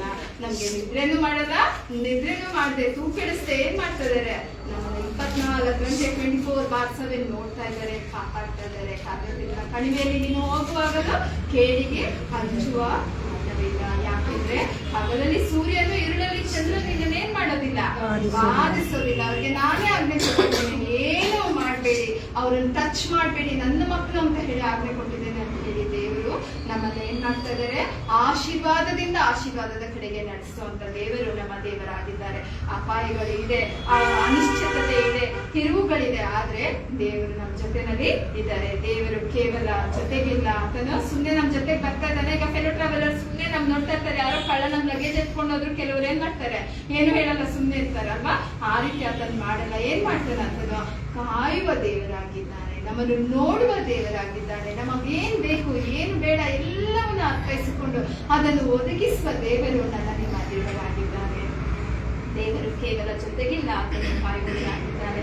ಮತ್ತಾಯನು ಬರೆದ ಸುವಾರ್ತೆ 28ನೇ ಅಧ್ಯಾಯ 20ನೇ ವಚನದಲ್ಲಿ ನಾವು ನೋಡುವ ಹಾಗೆ, ನಾನು ಸದಾ ಕಾಲವು ಏನ್ ಮಾಡ್ತೇನೆ, ನಿಮ್ಮೊಂದಿಗೆ ಇರುತ್ತೇನೆ. ಯಾರ ಜೊತೆಗಿರ್ತಾರೆ, ಮನೆಯವ್ರ ಜೊತೆಗಲ್ಲ ಅಥವಾ ಇನ್ನೊಂದು ಏರಿಯಾನಲ್ಲ, ಯಾರ ಜೊತೆಲಿದ್ದಾರೆ, ನಮ್ಮ ಜೊತೆಲೇ ಇದ್ದಾರೆ. ನಿಮ್ಮೊಂದಿಗೆ ಇರುತ್ತೇನೆ ಅಂತ ಹೇಳುವ ದೇವರನ್ನ ಇನ್ನೂ ಹೆಚ್ಚಾಗಿ ಹಾಕಿಕೊಳ್ಳೋಣ. ಫಿಲಿಪ್ಪಿ 1ನೇ ಅಧ್ಯಾಯ 6ನೇ ವಚನದಲ್ಲಿ ನೋಡೋದಾದ್ರೆ, ಆರಂಭಿಸಿದ ಕಾರ್ಯವನ್ನು ಪೂರ್ಣಗೊಳಿಸುತ್ತಾನೆ. ದೇವರು ಯಾವುದೇ ಒಂದು ಕಾರ್ಯ ನಮ್ಮ ಜೀವಿತದಲ್ಲಿ ಸ್ಟಾರ್ಟ್ ಮಾಡಿದ್ರೆ ಅದಕ್ಕೆ ಆತನು ಬಿಡುವ ದೇವರಲ್ಲ. ಏನ್ ಮಾಡ್ತಾರೆ, ಆತನು ಪೂರ್ಣಗೊಳಿಸುವ ದೇವರು ಆತನು ಆಗಿದ್ದಾನೆ. ನಾವು ಈಗ ನೈಟ್ ಪರ್ಸನಲಿ ಟ್ರಾವೆಲ್ ಮಾಡ್ತಾ ಇರ್ತೀವಿ. ಟ್ರಾವೆಲ್ ಮಾಡುವಾಗ ಆರಾಮಾಗಿ ನೆಮ್ಮದಿಯಾಗಿ ಕೆಲವೊಂದ್ಸತಿ ನಿದ್ದೆ ಮಾಡ್ತೀವಿ. ಯಾಕೆ ನಿದ್ದೆ ಮಾಡ್ತೀವಿ ನಾವು? ಯಾಕೆಂದ್ರೆ ನಾವು ಭಯ ಪಟ್ಕೊಂಡು ಎದ್ದು ನೋಡಲ್ಲ. ಯಾಕೆಂದ್ರೆ ಡ್ರೈವರ್ ಚೆನ್ನಾಗಿ ಡ್ರೈವ್ ಮಾಡ್ತಾ ಇದ್ದಾರೆ, ನಿಯಂತ್ರಣದಲ್ಲಿದೆ ಆ ಬಸ್ಸು. ನಿಯಂತ್ರಣದಲ್ಲಿ ಯಾವ ನಿಯಂತ್ರಣದಲ್ಲಿದೆ, ಚಾಲಕನ ಕೈಯಲ್ಲಿದೆ, ಅವ್ನು ನೀಟಾಗಿ ಓಡಿಸ್ತಾ ಇದ್ದಾನೆ ಅಂತ ಹೇಳ್ಬಿಟ್ಟು ನೆಮ್ಮದಿಯಾಗಿ ನಿದ್ದೆ ಮಾಡ್ತೀವಿ. ಅದೇ ಇದು ಡ್ರೈವರ್ ಸರಿಯಾಗಿ ಬಸ್ನ ಓಡಿಸ್ದೆ ಏನೋ ಸೌಂಡ್ ಮಾಡ್ಕೊಂಡು ಅಲ್ಲಾಡ್ಸಿ ಬಿಟ್ಟು ನಾವೇನ್ ಮಾಡ್ತೀವಿ, ನಿದ್ದೆ ಮಾಡ್ತೀವ? ಬಸ್ಸಲ್ಲಿರೋ ಒಬ್ರು ನಿದ್ದೆ ಮಾಡಲ್ಲ. ಯಾಕಂದ್ರೆ ಎಲ್ರಿಗೂ ಭಯ ಶುರು ಆಗ್ಬಿಡುತ್ತೆ, ಎಲ್ಲೋಗಿ ಏನ್ ಕೂತ್ಬಿಡ್ತಾನೆ, ಇವ್ ನಿದ್ದೆ ಮಾಡ್ತಾ ಇದ್ದಾನೆ, ಏನ್ ಮಾಡ್ತಾನೆ ಅಂತ ಹೇಳಿ ಎದುರುಕೊಳ್ತೀವಿ ಅಲ್ವಾ? ಹಾಗೆ ನಮ್ಮ ಜೀವಿತದಲ್ಲಿ ಏನೇ ಅಡೆತಡೆ ಇದ್ರು ನಾವು ನಿಶ್ಚಿಂತೆಯಿಂದ ಜೀವನ ಮಾಡಬೇಕು ಅಂದ್ರೆ ನಮ್ಮ ಪ್ರಯಾಣಿಕನಾದ, ಜೊತೆ ಪ್ರಯಾಣಿಕನಾದ, ಚಾಲಕನಾದ ಯೇಸು ಕ್ರಿಸ್ತನನ್ನ ನಾವೇನ್ ಮಾಡ್ಬೇಕು, ಬಿಡಿಯಾಗಿ ಭದ್ರವಾಗಿ ನಾವು ಅದನ್ನ ಇಟ್ಕೊಂಡ್ರೆ, ದೇವ್ರೆ you take control of everything master. ನಾವು ಬಸ್ಸನ್ನ ಹೇಗೆ ಚಾಲಕನು ನಿಯಂತ್ರಣದಲ್ಲಿ ಇಟ್ಕೊಳ್ತಾನೋ, ನಮ್ಮ ಜೀವಿತ ನಮ್ಮನ್ನ ಯಾರು ನಿಯಂತ್ರಣದಲ್ಲಿ ಇಟ್ಕೊಳ್ಬೇಕು, ದೇವರು ನಿಯಂತ್ರಣದಲ್ಲಿ ಇಟ್ಕೊಳ್ಬೇಕು. ಯೇಸು ಕ್ರಿಸ್ತನು ನಿಯಂತ್ರಣದಲ್ಲಿ ಇರೋದಾದ್ರೆ, ಆತನ ನಿಯಂತ್ರಣದಲ್ಲಿ ನಾವಿರೋದಾದ್ರೆ ನಮ್ಮನ್ನು ದೇವ್ರು ಏನ್ ಮಾಡ್ತಾರೆ, ಈಸಿಯಾಗಿ ಯಾವ ರೀತಿಯಾದಂತ ನೋವಿಲ್ದೇರ ನಮ್ ಯಾವ ಡೆಸ್ಟಿನೇಷನ್ ತಲುಪಬೇಕು ಆ ಡೆಸ್ಟಿನೇಷನ್ಗೆ ನಮ್ಮನ್ನ ಕರ್ಕೊಂಡೋಗಿ ದೇವರು ನಿಲ್ಲಿಸ್ತಾರೆ. ನಾವು ಆತನನ್ನ ಆದ್ಕೊಂಡು ಆತನ ಮಕ್ಕಳಾಗಿ ನಾವು ಬಾಳ್ಬೇಕು ಅನ್ನೋದೇ ದೇವರ ಮುಖ್ಯ ಉದ್ದೇಶ. 4ನೇದಾಗಿ, ನಾವು ಗುರುತಿಸಲ್ಪಡದಿದ್ದರು ದೇವರು ಏನ್ ಮಾಡ್ತಾ ಇದ್ದಾರೆ, ಯೇಸು ನಮ್ಮ ಜೊತೆ ನಡೀತಾ ಇದ್ದಾರೆ. ಎಮಾಹೂರಿನಲ್ಲಿ ಏನಾಯ್ತು, ಆ ಶಿಷ್ಯರು ನಡ್ಕೊಂಡು ಹೋಗ್ತಾ ಇದ್ದಾರೆ. ಅಲ್ಲಿ ನಡ್ಕೊಂಡು ಹೋಗುವಾಗ ಯೇಸು ಸ್ವಾಮಿನೇ ಅವ್ರ ಜೊತೆ ಹೋಗ್ತಾ ಇದ್ದಾರೆ. ಎಮಾಹೂರಿನಲ್ಲಿ ಆ ಶಿಷ್ಯರಿಗೆ ಯೇಸು ಸ್ವಾಮಿ ಬಗ್ಗೆ ಎಲ್ಲ ಗೊತ್ತಾಗಿದೆ. ಶಿಲ್ಬೆನಲ್ಲಿ ಯೇಸು ಸ್ವಾಮಿನ ಹಾಕಿದ್ದಾರೆ, ಅಷ್ಟು ಘೋರ ಹಿಂಸೆ ಆಗಿದೆ, ಯೇಸು ಸ್ವಾಮಿ ಸತ್ತೋಗಿದ್ದಾರೆ. ಅಯ್ಯೋ ಇಷ್ಟೆಲ್ಲ ಆಯ್ತು, ಯೇಸು ಸ್ವಾಮಿ ಸತ್ತು ಮತ್ತೆ ಅದನ್ನು 3ನೇ ದಿನ ಅಲ್ಲಿ ನೋಡಿದ್ರೆ, ಸಮಾಧಿ ಹೋಗಿ ನೋಡಿದ್ರೆ ಹೆಂಗಸರು ಅಲ್ಲಿ ಸಮಾಧಿನಲ್ಲಿ ಯೇಸು ಸ್ವಾಮಿ ಇಲ್ಲ. ಎಂತೆಲ್ಲ ಆಗ್ತಾ ಇದೆ, ಏನ್ ನಡೀತಾ ಇದೆ, ಏನ್ ಆಗ್ತಾ ಇದೆ ಈ ಜೀವಿತದಲ್ಲಿ ಅಂತ ಹೇಳಿ ಆ ಶಿಷ್ಯರಿಬ್ರು ನಡ್ಕೊಂಡು ಹೋಗ್ತಾ ಇದ್ದಾರೆ. ಅವ್ರು ಇದ್ರ ಬಗ್ಗೆನೇ ಡಿಸ್ಕಸ್ ಮಾಡ್ತಾ ಇದ್ದಾರೆ. ಎಂತ ದೊಡ್ಡ ಘೋರ ಅಲ್ಲ, ಒಂದು ಮನುಷ್ಯನ ಶಿಲ್ಪೆಗೆ ಹಾಕಿದ್ದಾರೆ. ಈಗ ನಾವೇ ನಮ್ ಸಿಚುಯೇಷನ್ ಅರ್ಥ ಮಾಡ್ಕೊಳ್ಳೋಣ. ರೋಮನ್ ಜನರಲ್ಲಿ ಅಲ್ಲಿ ಇಡೀ ಫುಲ್ ಜನತೆನೆ ಅಲ್ಲಾಡಿ ಕಲ್ಲೋಲಾಗುವಷ್ಟು ದೊಡ್ಡ ಭಯಾನಕ ಸಂಗತಿಗಳಲ್ಲಿ ನಡೀತಂತೆ. ಮೊದಲನೇದಾಗಿ ಇಡೀ ಸೃಷ್ಟಿನೇ ಏನಾಗೋಯ್ತು, ಕತ್ತಲಾಗಿ ಆಮೇಲೆ ದೇವಸ್ಥಾನದ ಸ್ಕ್ರೀನ್ ಕರ್ಟನ್ ಮೇಲಿಂದ ಕೆಳವರೆಗೂ ಅರ್ಧೋಗಿದೆ. ಈ ರೀತಿ ಎಲ್ಲ ಆಶ್ಚರ್ಯ ಆಶ್ಚರ್ಯಕರ ಸಂಗತಿ ನಡೀತಾ ಇದೆ. ಅದ್ರ ಮಧ್ಯದಲ್ಲಿ ಘೋರ ಶಿಕ್ಷೆ, ಶಿಲುಬೆಯ ಶಿಕ್ಷೆ ಯೇಸು ಸ್ವಾಮಿ ಹೊತ್ಕೊಂಡಿದ್ದಾರೆ. ಇವರು ಒಂದ್ ವೇಳೆ ಯೇಸು ಸ್ವಾಮಿನ ಫಾಲೋ ಮಾಡುವಾಗ ಅನ್ಕೊಂಡೇ ಇರ್ಲಿಲ್ಲ, ನಾನು ರಾಜನಾಗಿ ಬರ್ತೀನಿ, ನಾನು ಭೂಮಿಗೆ ಮತ್ತೆ ನಾನು ಆಳ್ತೇನೆ ಅಂತ ಯೇಸು ಸ್ವಾಮಿ ಹೇಳುವಾಗ ಇವರೇನ್ ಅನ್ಕೊಂಡಿರ್ಬೋದು, ಓ ರೋಮನ್ ಎಂಪೈರ್ ಅವ್ರನ್ನ ತೆಗ್ದಾಕಿ ಯೇಸು ಸ್ವಾಮಿ ಅವ್ರು ಕೂತ್ಕೊಳ್ತಾರೆ, ರಾಜನಾಗಿ ಕೂತ್ಕೊಳ್ತಾನೆ, ನಾವು ಸಹ ಮಂತ್ರಿಗಳು ಅಥವಾ ಇನ್ಯಾವುದೋ ಒಂದು ದೊಡ್ಡ ಪೋಸ್ಟ್ಗಳು ತಗೊಂಡು ಟ್ರೆಷರರು ಇನ್ಯಾವುದೋ ಆಗ್ಬಿಟ್ಟು ನಾವು ಯೇಸು ಸ್ವಾಮಿ ಶಿಷ್ಯರಲ್ವಾ ಒಳ್ಳೆ ಇದ್ರಲ್ಲಿ ಪದವಿಲಿ ಕೂತ್ಕೊಂಡ್ಬಿಡೋಣ ಅಂತ ಮೋಸ್ಟ್ಲಿ ಪ್ಲಾನ್ ಮಾಡ್ಕೊಂಡು ಈ ಶಿಷ್ಯರೆಲ್ಲ ಯೇಸು ಸ್ವಾಮಿನ ಹಿಂಬಾಲಿಸಿದ್ರು ಅನ್ಸತ್ತೆ. ಯೇಸು ಸ್ವಾಮಿನ ಹಿಂಬಾಲಿಸಿ ದೇವ್ರ ವಾಕ್ಯ ಕೇಳ್ಕೊಂಡು ದೇವ್ರ ಜೊತೆಗೆ ನಡೀತಾ ಇದ್ದಾರೆ. ಅವ್ರಿಗೆ ಸಡನ್ ಆಗಿ ಈವಂದು ಯೇಸು ಸ್ವಾಮಿ ಅಷ್ಟು ಸತಿ ಅವ್ರಿಗೆ ಹೇಳಿದ್ರು ಅವ್ರಿಗೆ ಏನಾಗ್ತಾ ಇದ್ದಲ್ಲಿ, ಅಯ್ಯೋ ಈ ರೀತಿ ಆಗ್ತದ ಅಂತ ಹೇಳಿ ಯೇಸು ಸ್ವಾಮಿ ಕೆಲವೊಂದ್ಸತಿ ಮನೇಲಿ ದೊಡ್ಡವ್ರು ಈ ರೀತಿ ಅಂತ ನಮ್ಗೆ ಗೈಡ್ ಮಾಡ್ತಾ ಇರ್ತಾರೆ, ನಾವೇನ್ ಮಾಡಲ್ಲ ಅದ್ರ ಬಗ್ಗೆ ಯೋಚನೆ ಮಾಡಿರಲ್ಲ. ಸಡನ್ ಆಗಿ ಆ ಸಿಚುಯೇಷನ್ ಬಂದಾಗ ಸಡನ್ ಆಗಿ ಯೇಸು ಸ್ವಾಮಿಗೆ ಶಿಲ್ಬೆಗೆ ಆಗ್ತಾ ಇದಾರೆ, ಅಷ್ಟು ಘೋರ ಮರಣೆ ಶಿಲ್ಬೆಗೆ. ಈಗ ಯೇಸು ಸ್ವಾಮಿನೇ ಬಿಟ್ಟಿಲ್ಲ, ನಮ್ ಗುರುನೇ ಬಿಟ್ಟಿಲ್ಲ, ಇನ್ನು ನಾವು ಶಿಷ್ಯರು ನಮ್ಮನ್ನು ಸಹ ಏನ್ ಮಾಡ್ಬೋದು, ಹಿಡಿದು ಶಿಕ್ಷೆ ಕೊಡ್ಬೋದು ಅಂತ ಹೇಳಿ ಎಲ್ಲಾ ಶಿಷ್ಯರು ಒಂದ್ ರೂಮ್ ಅಲ್ಲಿ ಸೇರ್ಕೊಂಡು ಏನಾಗ್ತಾ ಇದಾರೆ, ಭಯದಿಂದ ಎದ್ರುಕೊಂಡು ದೇವ್ರೆ ಇನ್ ಮುಂದೆ ಏನಪ್ಪಾ ಅಂತ ಯೋಚನೆ ಮಾಡ್ತಾ ಇದ್ದಾರೆ. ಕೆಲವು ಶಿಷ್ಯರು ಯೇಸು ಸ್ವಾಮಿ ನೀವು ಮನುಷ್ಯನ ಹಿಡಿಯುವಂತ ಬೆಸ್ತರನ್ನ ನಾನು ಮಾಡ್ತೀನಿ ಬನ್ರಿ ಅಂತ ಹೇಳಿ ಕರ್ಕೊಂಡು ಹೋಗಿದ್ರು. ಆ ಮನುಷ್ಯನ ಹಿಡಿಯುವಂತ ಬೆಸ್ತರು ಅವ್ರು ಏನ್ ಮಾಡಿದ್ದಾರೆ, ಮತ್ತೆ ಮೀನ್ ಹಿಡಿಯೋಕೆ ವಾಪಸ್ ಹೊಟ್ಟೋಗಿದ್ದಾರೆ, ಮೀನ್ ಹಿಡಿಯೋಕೆ ತಮ್ಮ ಹಳೆಯ ಜೀವಿತಕ್ಕೆ ವಾಪಸ್ ಹೊಟ್ಟೋಗಿದ್ದಾರೆ. ಈ ರೀತಿ ಶಿಷ್ಯರೆಲ್ಲ ಚಲಾಪಿರಿಯಾಗಿ ಇಷ್ಟು ದೊಡ್ಡ ಘೋರ ನಡೆಯುವಾಗ ಈ ಎರಡು ಶಿಷ್ಯರು ಮಾತ್ರ ಯೇಸು ಸ್ವಾಮಿ ಬಗ್ಗೆ ಹಿಂಗೆಲ್ಲ ಆಯ್ತಲ್ಲ, ಇಷ್ಟು ದೊಡ್ಡ ಘೋರ ಮರಣ ಆಯ್ತಲ್ಲ, ಈ ರೀತಿ ಶಿಕ್ಷೆ ಆಯ್ತಲ್ಲ, ಯಾಕೆ ಹಿಂಗಾಯ್ತು ಅಂತ ಹೇಳಿ ಡಿಸ್ಕಸ್ ಮಾಡ್ಕೊಂಡು ಬರ್ತಾ ಇದ್ದಾರೆ. ರೋಡಲ್ಲಿ ಡಿಸ್ಕಸ್ ಮಾಡ್ಕೊಂಡು ಬರ್ತಾ ಇದ್ರೆ ಅದ್ರ ಜೊತೆನಲ್ಲಿ ಇನ್ನೊಬ್ರು ಜಾಯ್ನ್ ಆದ್ರು. ನಾವು ಅಷ್ಟೆಲ್ಲ ಕೆಲವೊಂದ್ಸತಿ ಏನಾದ್ರು ಗಾಸಿಪಿಂಗ್ ಮಾಡ್ತಾ ಇದ್ರೆ ಇಂಪಾರ್ಟೆಂಟ್ ವಿಷಯ ಮಾತಾಡ್ಕೊಂಡು ಹೋಗ್ತಾ ಇದ್ರೆ ಯಾರು ಬಂದು ಜಾಯ್ನ್ ಆದ್ರೂ ನೋಡ್ಕೊಳ್ಳಲ್ಲ ಅಲ್ವಾ, ಯಾರು ಬಂದು ನಮ್ ಜೊತೆ ಮಾತಾಡ್ತಾ ಇದ್ರು ಅವ್ರ ಜೊತೆ ಡಿಸ್ಕಸ್ ಮಾಡಕ್ ಸ್ಟಾರ್ಟ್ ಆಗ್ಬಿಡ್ತೀವಿ. ಹಾಗೆ ಇವ್ರು ಯೇಸು ಸ್ವಾಮಿ ಅಂತ ಗೊತ್ತಾಗಿಲ್ಲ, ಯಾರೋ ಬಂದಿದ್ದಾರೆ, ಹೀಗೆ ಹಳ್ಳಿಯವ್ರು ಯಾರೋ ಬಂದಿರ್ಬೇಕು ಅಂದ್ಬಿಟ್ಟು ಇವರು ಅವ್ರ ಜೊತೆನಲ್ಲಿ ಯೇಸು ಸ್ವಾಮಿ ಜೊತೆನಲ್ಲೂ ಅಯ್ಯೋ ಈ ತರ ಎಲ್ಲ ಆಗೋಯ್ತು, ನಮ್ ಗುರು ಹಿಂಗೆಲ್ಲ ಮಾಡ್ಬಿಟ್ಟಿದ್ದಾರೆ, ನಮ್ಮನ್ನ ನಡೆಸ್ತಾ ಇದ್ದವ್ರು ಅವ್ರೇನೆ, ನಮ್ಮ ರಬ್ಬಿ ಅವ್ರೇನೆ ಅಂತ ಹೇಳಿ ಇವರು ಎಲ್ಲ ಎಕ್ಸ್ಪ್ಲೈನ್ ಮಾಡ್ಕೊಂಡು ಬರ್ತಾ ಇದ್ದಾರೆ. ಹೌದಾ ಶಿಲ್ಬೆಗೆ ಹಾಕಿದ್ರ ಅಂತ ಕೇಳಿದ್ರೆ ನೀನ್ ಯಾವೂರವ್ ನೀನು, ಯಾಕೆ ನಿನ್ಗೇನು ಗೊತ್ತಾಗ್ಲಿಲ್ಲ, ಇಷ್ಟು ದೊಡ್ಡ ಸಂಗತಿ ನಡೆದಿದೆ ಅಂತ ಹೇಳಿ ಯೇಸು ಸ್ವಾಮಿಗೆ ಅವ್ರೇನ್ ಮಾಡಿದ್ರಲ್ಲಿ ಮತ್ತೆ ಕೇಳ್ತಾ ಇದಾರೆ, ನೀನ್ ಇಷ್ಟು ಗೊತ್ತಾಗ್ಲಿಲ್ಲ ನಿಮ್ಗೆ, ಇನ್ನೇನ್ ನಿದ್ದೆ ಮಾಡ್ತಾ ಇದೆ, ಇಷ್ಟು ನಿದ್ದೆ ಮಾಡ್ತಾ ಇದ್ದ ನೀನು, ಯೇಸು ಸ್ವಾಮಿನ ಅಷ್ಟು ಹೊಡೆದಾಕಿದ್ದಾರೆ, ಅಷ್ಟು ಶಿಲ್ಬೆಗೆ ಘೋರ ಮರಣ ಕೊಟ್ಟಿದ್ದಾರೆ, ಇಷ್ಟು ದೊಡ್ಡ ಸಿಚುಯೇಷನ್ ನಡೆದಿದೆ, ನಿಮ್ಗೇನ್ ಇದ್ರ ಬಗ್ಗೆ ಗೊತ್ತಿಲ್ವಾ ಅಂತ ಹೇಳಿ ಯೇಸು ಸ್ವಾಮಿನ ಮತ್ತೆ ಮರು ಪ್ರಶ್ನೆ ಆಗ್ತಿದಂತ. ಅವ್ರಿಗೆ ಅವ್ರ ಜೊತೆ ಮಾತಾಡ್ತಾ ಇರೋದು ಯೇಸು ಸ್ವಾಮಿ ಅಂತ ಅಲ್ಲಿವರೆಗೂ ಏನು ಗೊತ್ತಿಲ್ಲ. ಸರಿ ಎಲ್ಲ ಹೇಳ್ಕೊಂಡು ಯೇಸು ಸ್ವಾಮಿ ಹೌದಲ್ವಾ ಈ ರೀತಿ ಇತ್ತು ಅಂತ ಹೇಳಿ ಆತನು ಹೇಳುವಂತ ವಾಕ್ಯಗಳನ್ನ ಅವ್ರಿಗೆ ಎಚ್ಚರಿಸ್ತಾ ಇದ್ರು. ಅವ್ರಿಗೇನಾಗ್ಲಿಲ್ಲ, ಅಲ್ಲಿ ಅವ್ರ ಕಣ್ಣುಗಳು ತೆರೆಯಲಿಲ್ಲ. ಅದಕ್ಕೆ ಹೇಳೋದು ವಾಕ್ಯ ಅನ್ನೋದು ನಾವು ಓದುವಾಗ ಕೆಲವೊಂದ್ಸತಿ ಒಂದೊಂದು ವಾಕ್ಯಗಳು ನಮ್ಗೆ ಅರ್ಥ ಆಗಲ್ಲ, ಆದ್ರೆ ಇಟ್ಸ್ ಓಕೆ ಅಂತ ಬಿಟ್ಬಿಡ್ತೀವಿ ನಾವು ಅಲ್ವಾ. ಆ ವಾಕ್ಯದ ಕೂಡ ಅರ್ಥ ಏನು, ಅದೆಲ್ಲ ಕನೆಕ್ಟ್ ಆಗುತ್ತೆ ಅಂತ ನಮ್ಗೆ ಅರ್ಥ ಆಗಲ್ಲ. ಹೀಗೆ ಎಮ್ಮಾಹು ಊರಿನಲ್ಲಿ ನಡೆದಂತಹ ಸಂಗತಿ ನನ್ಗೆ ಯಾವಾಗ್ಲೂ ಅದೇ ನನ್ಗೆ ರಿಯಲೈಸ್ ಆಗುತ್ತೆ. ಯಾಕಂದ್ರೆ ಜೊತೆನೇ ಯೇಸು ಸ್ವಾಮಿ ಇದ್ದಾರೆ, ಅಷ್ಟು ಯೇಸು ಸ್ವಾಮಿ ಬಗ್ಗೆ ಗೊತ್ತು, ಆದ್ರೂ ಆತನ ಮಾತಾಡುವಾಗ ಈತನೇ ಯೇಸು ಸ್ವಾಮಿ ಅಂತ ಅವ್ರಿಗೆ ಗೊತ್ತಾಗಲೇ ಇಲ್ಲ. ಆತನ ವಾಕ್ಯಗಳು ಹೇಳುವಾಗ್ಲೂ ಅವ್ರಿಗೆ ಗೊತ್ತಾಗ್ಲಿಲ್ಲ, ಕಣ್ಣು ಕಟ್ಟಿದಂತೆ ಅವರೊತ್ತಿಗೆ ಇತ್ತು ಅಂತ. ನಾವು ಯೇಸು ಸ್ವಾಮಿನ ಗುರುತಿಡಿಲಿಲ್ಲ ಅಂದ್ರೂ he will recognize us. ನಾವು ಅವ್ರನ್ನ ಗುರುತಿಡಿಯುವಂತೆ he will make us to recognize him ಅಲ್ವಾ. ನನ್ನ ವಾಕ್ಯ ಈ ರೀತಿ ಇದೆ, ನಾನು ಇಷ್ಟು ಪ್ರೀತಿ ಮಾಡ್ತಾ ಇದ್ದೀನಿ, ನಾನು ನಿನ್ನನ್ನು ಕರೆದಿದ್ದೀನಿ ಅಂತ ಹೇಳಿ ನಾವೆಷ್ಟೇ ವಾಕ್ಯದಿಂದ ಬಿಟ್ಟು ನಾವೆಷ್ಟೇ ನೆಗ್ಲೆಕ್ಟ್ ಮಾಡಿ ಓಡಿ ಹೋದ್ರು ದೇವರೇನ್ ಮಾಡ್ತಾರೆ, ನಮ್ಮನ್ನ ಹಿಡಿದು ನಮ್ಮನ್ನು ನಡೆಸುವ ದೇವರು, ನಾನು ನೀನು ಆರಾಧಿಸುವಂತಹ ದೇವರಾಗಿದ್ದಾರೆ. ಎಮ್ಮಾಹುಗೆ ಹೋಗುತ್ತಿದ್ದಂತಹ ಶಿಷ್ಯರ ಮಧ್ಯೆ ನಿರಾಶೆ ಇತ್ತು, ಗೊಂದಲ ಇತ್ತು, ಅವ್ರಿಗೆ ಈ ಮುಂದೆ ಏನು ಅಂತಹ ಕಳವಳ ಇತ್ತು. ಆದ್ರೆ ಆಶೆಯನ್ನು ಕಳೆದುಕೊಂಡರು. ಆದ್ರೆ ಯೇಸು ಸ್ವತಃ ಅವರ ಜೊತೆ ನಡೆಯಲು ಏನ್ ಮಾಡಿದ್ರು, ಶುರು ಮಾಡಿದ್ರು. ಜೊತೆ ನಡ್ಕೊಂಡು ವಾಕ್ಯದಿಂದ ಅವರನ್ನ ಬಲಪಡಿಸಿದ್ರು ಅಲ್ವಾ, ಅವರನ್ನ ನಡೆಸಿದ್ರು. ನಾವು ಬಿಟ್ರು ಯೇಸು ಸ್ವಾಮಿ ನಮ್ಮನ್ನ ಬಿಡೋಲ್ಲ. ನಾವು ಆತನನ್ನ ಹಾಕೊಂಡು ಆತನ ಪರಿಶುದ್ಧ ಮಕ್ಕಳಾಗಿ ಬಾಳ್ಬೇಕು ಅನ್ನೋದೇ ದೇವರ ಮುಖ್ಯ ಉದ್ದೇಶ ಆಗಿದೆ. ಇಬ್ರಿಯರಿಗೆ ಬರೆದ ಪತ್ರಿಕೆ 13ನೇ ಅಧ್ಯಾಯ 5ರಲ್ಲಿ ಹೇಳುವ ಹಾಗೆ, ನಿನ್ನನ್ನು ಎಂದಿಗೂ ಬಿಟ್ಟು ಬಿಡುವುದಿಲ್ಲ. ಯಾರು ಹೇಳ್ತಾರೆ ಅಲ್ವಾ ರೀ, ನೀನು ಬಿಟ್ಬಿಡ್ತೀನಿ ಅಂತಾನೆ ಹೇಳೋರೆಲ್ಲರೂ ಅಲ್ವಾ. ನೀನು ಇಂಡಿಪೆಂಡೆಂಟ್ ಆಗು, ನೀನ್ ಕೆಲಸ ಮಾಡು, ದೊಡ್ಡವನಾಗ್ತಾ ಇದೆಯಾ. ಮಕ್ಕಳಿಗೆ ನಾವ್ ಹೇಳ್ತೀವಿ, ಆಯ್ತು 10 ವರ್ಷ ಆಯ್ತು, 12 ವರ್ಷ ಆಯ್ತು, ನಿನ್ ಕೆಲಸ ನೀನ್ ಮಾಡ್ಕೊ ಇಂಡಿಪೆಂಡೆಂಟ್ ಆಗಿ ಅಂತ ಹೇಳ್ತೀವಿ ಅಲ್ವಾ.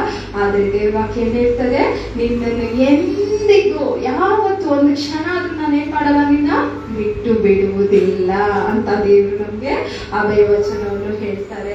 ದೇವರೇ ಹೊತ್ತುಕೊಂಡು ಹೋಗುವ ದೇವರು, ನಾನು ನೀವು ಪ್ರೀತಿಸುವ ದೇವರಾಗಿದ್ದಾರೆ. ದೇವರ ಸಾನ್ನಿಧ್ಯ ಜೀವನವನ್ನ ಬದಲಿಸುತ್ತದೆ.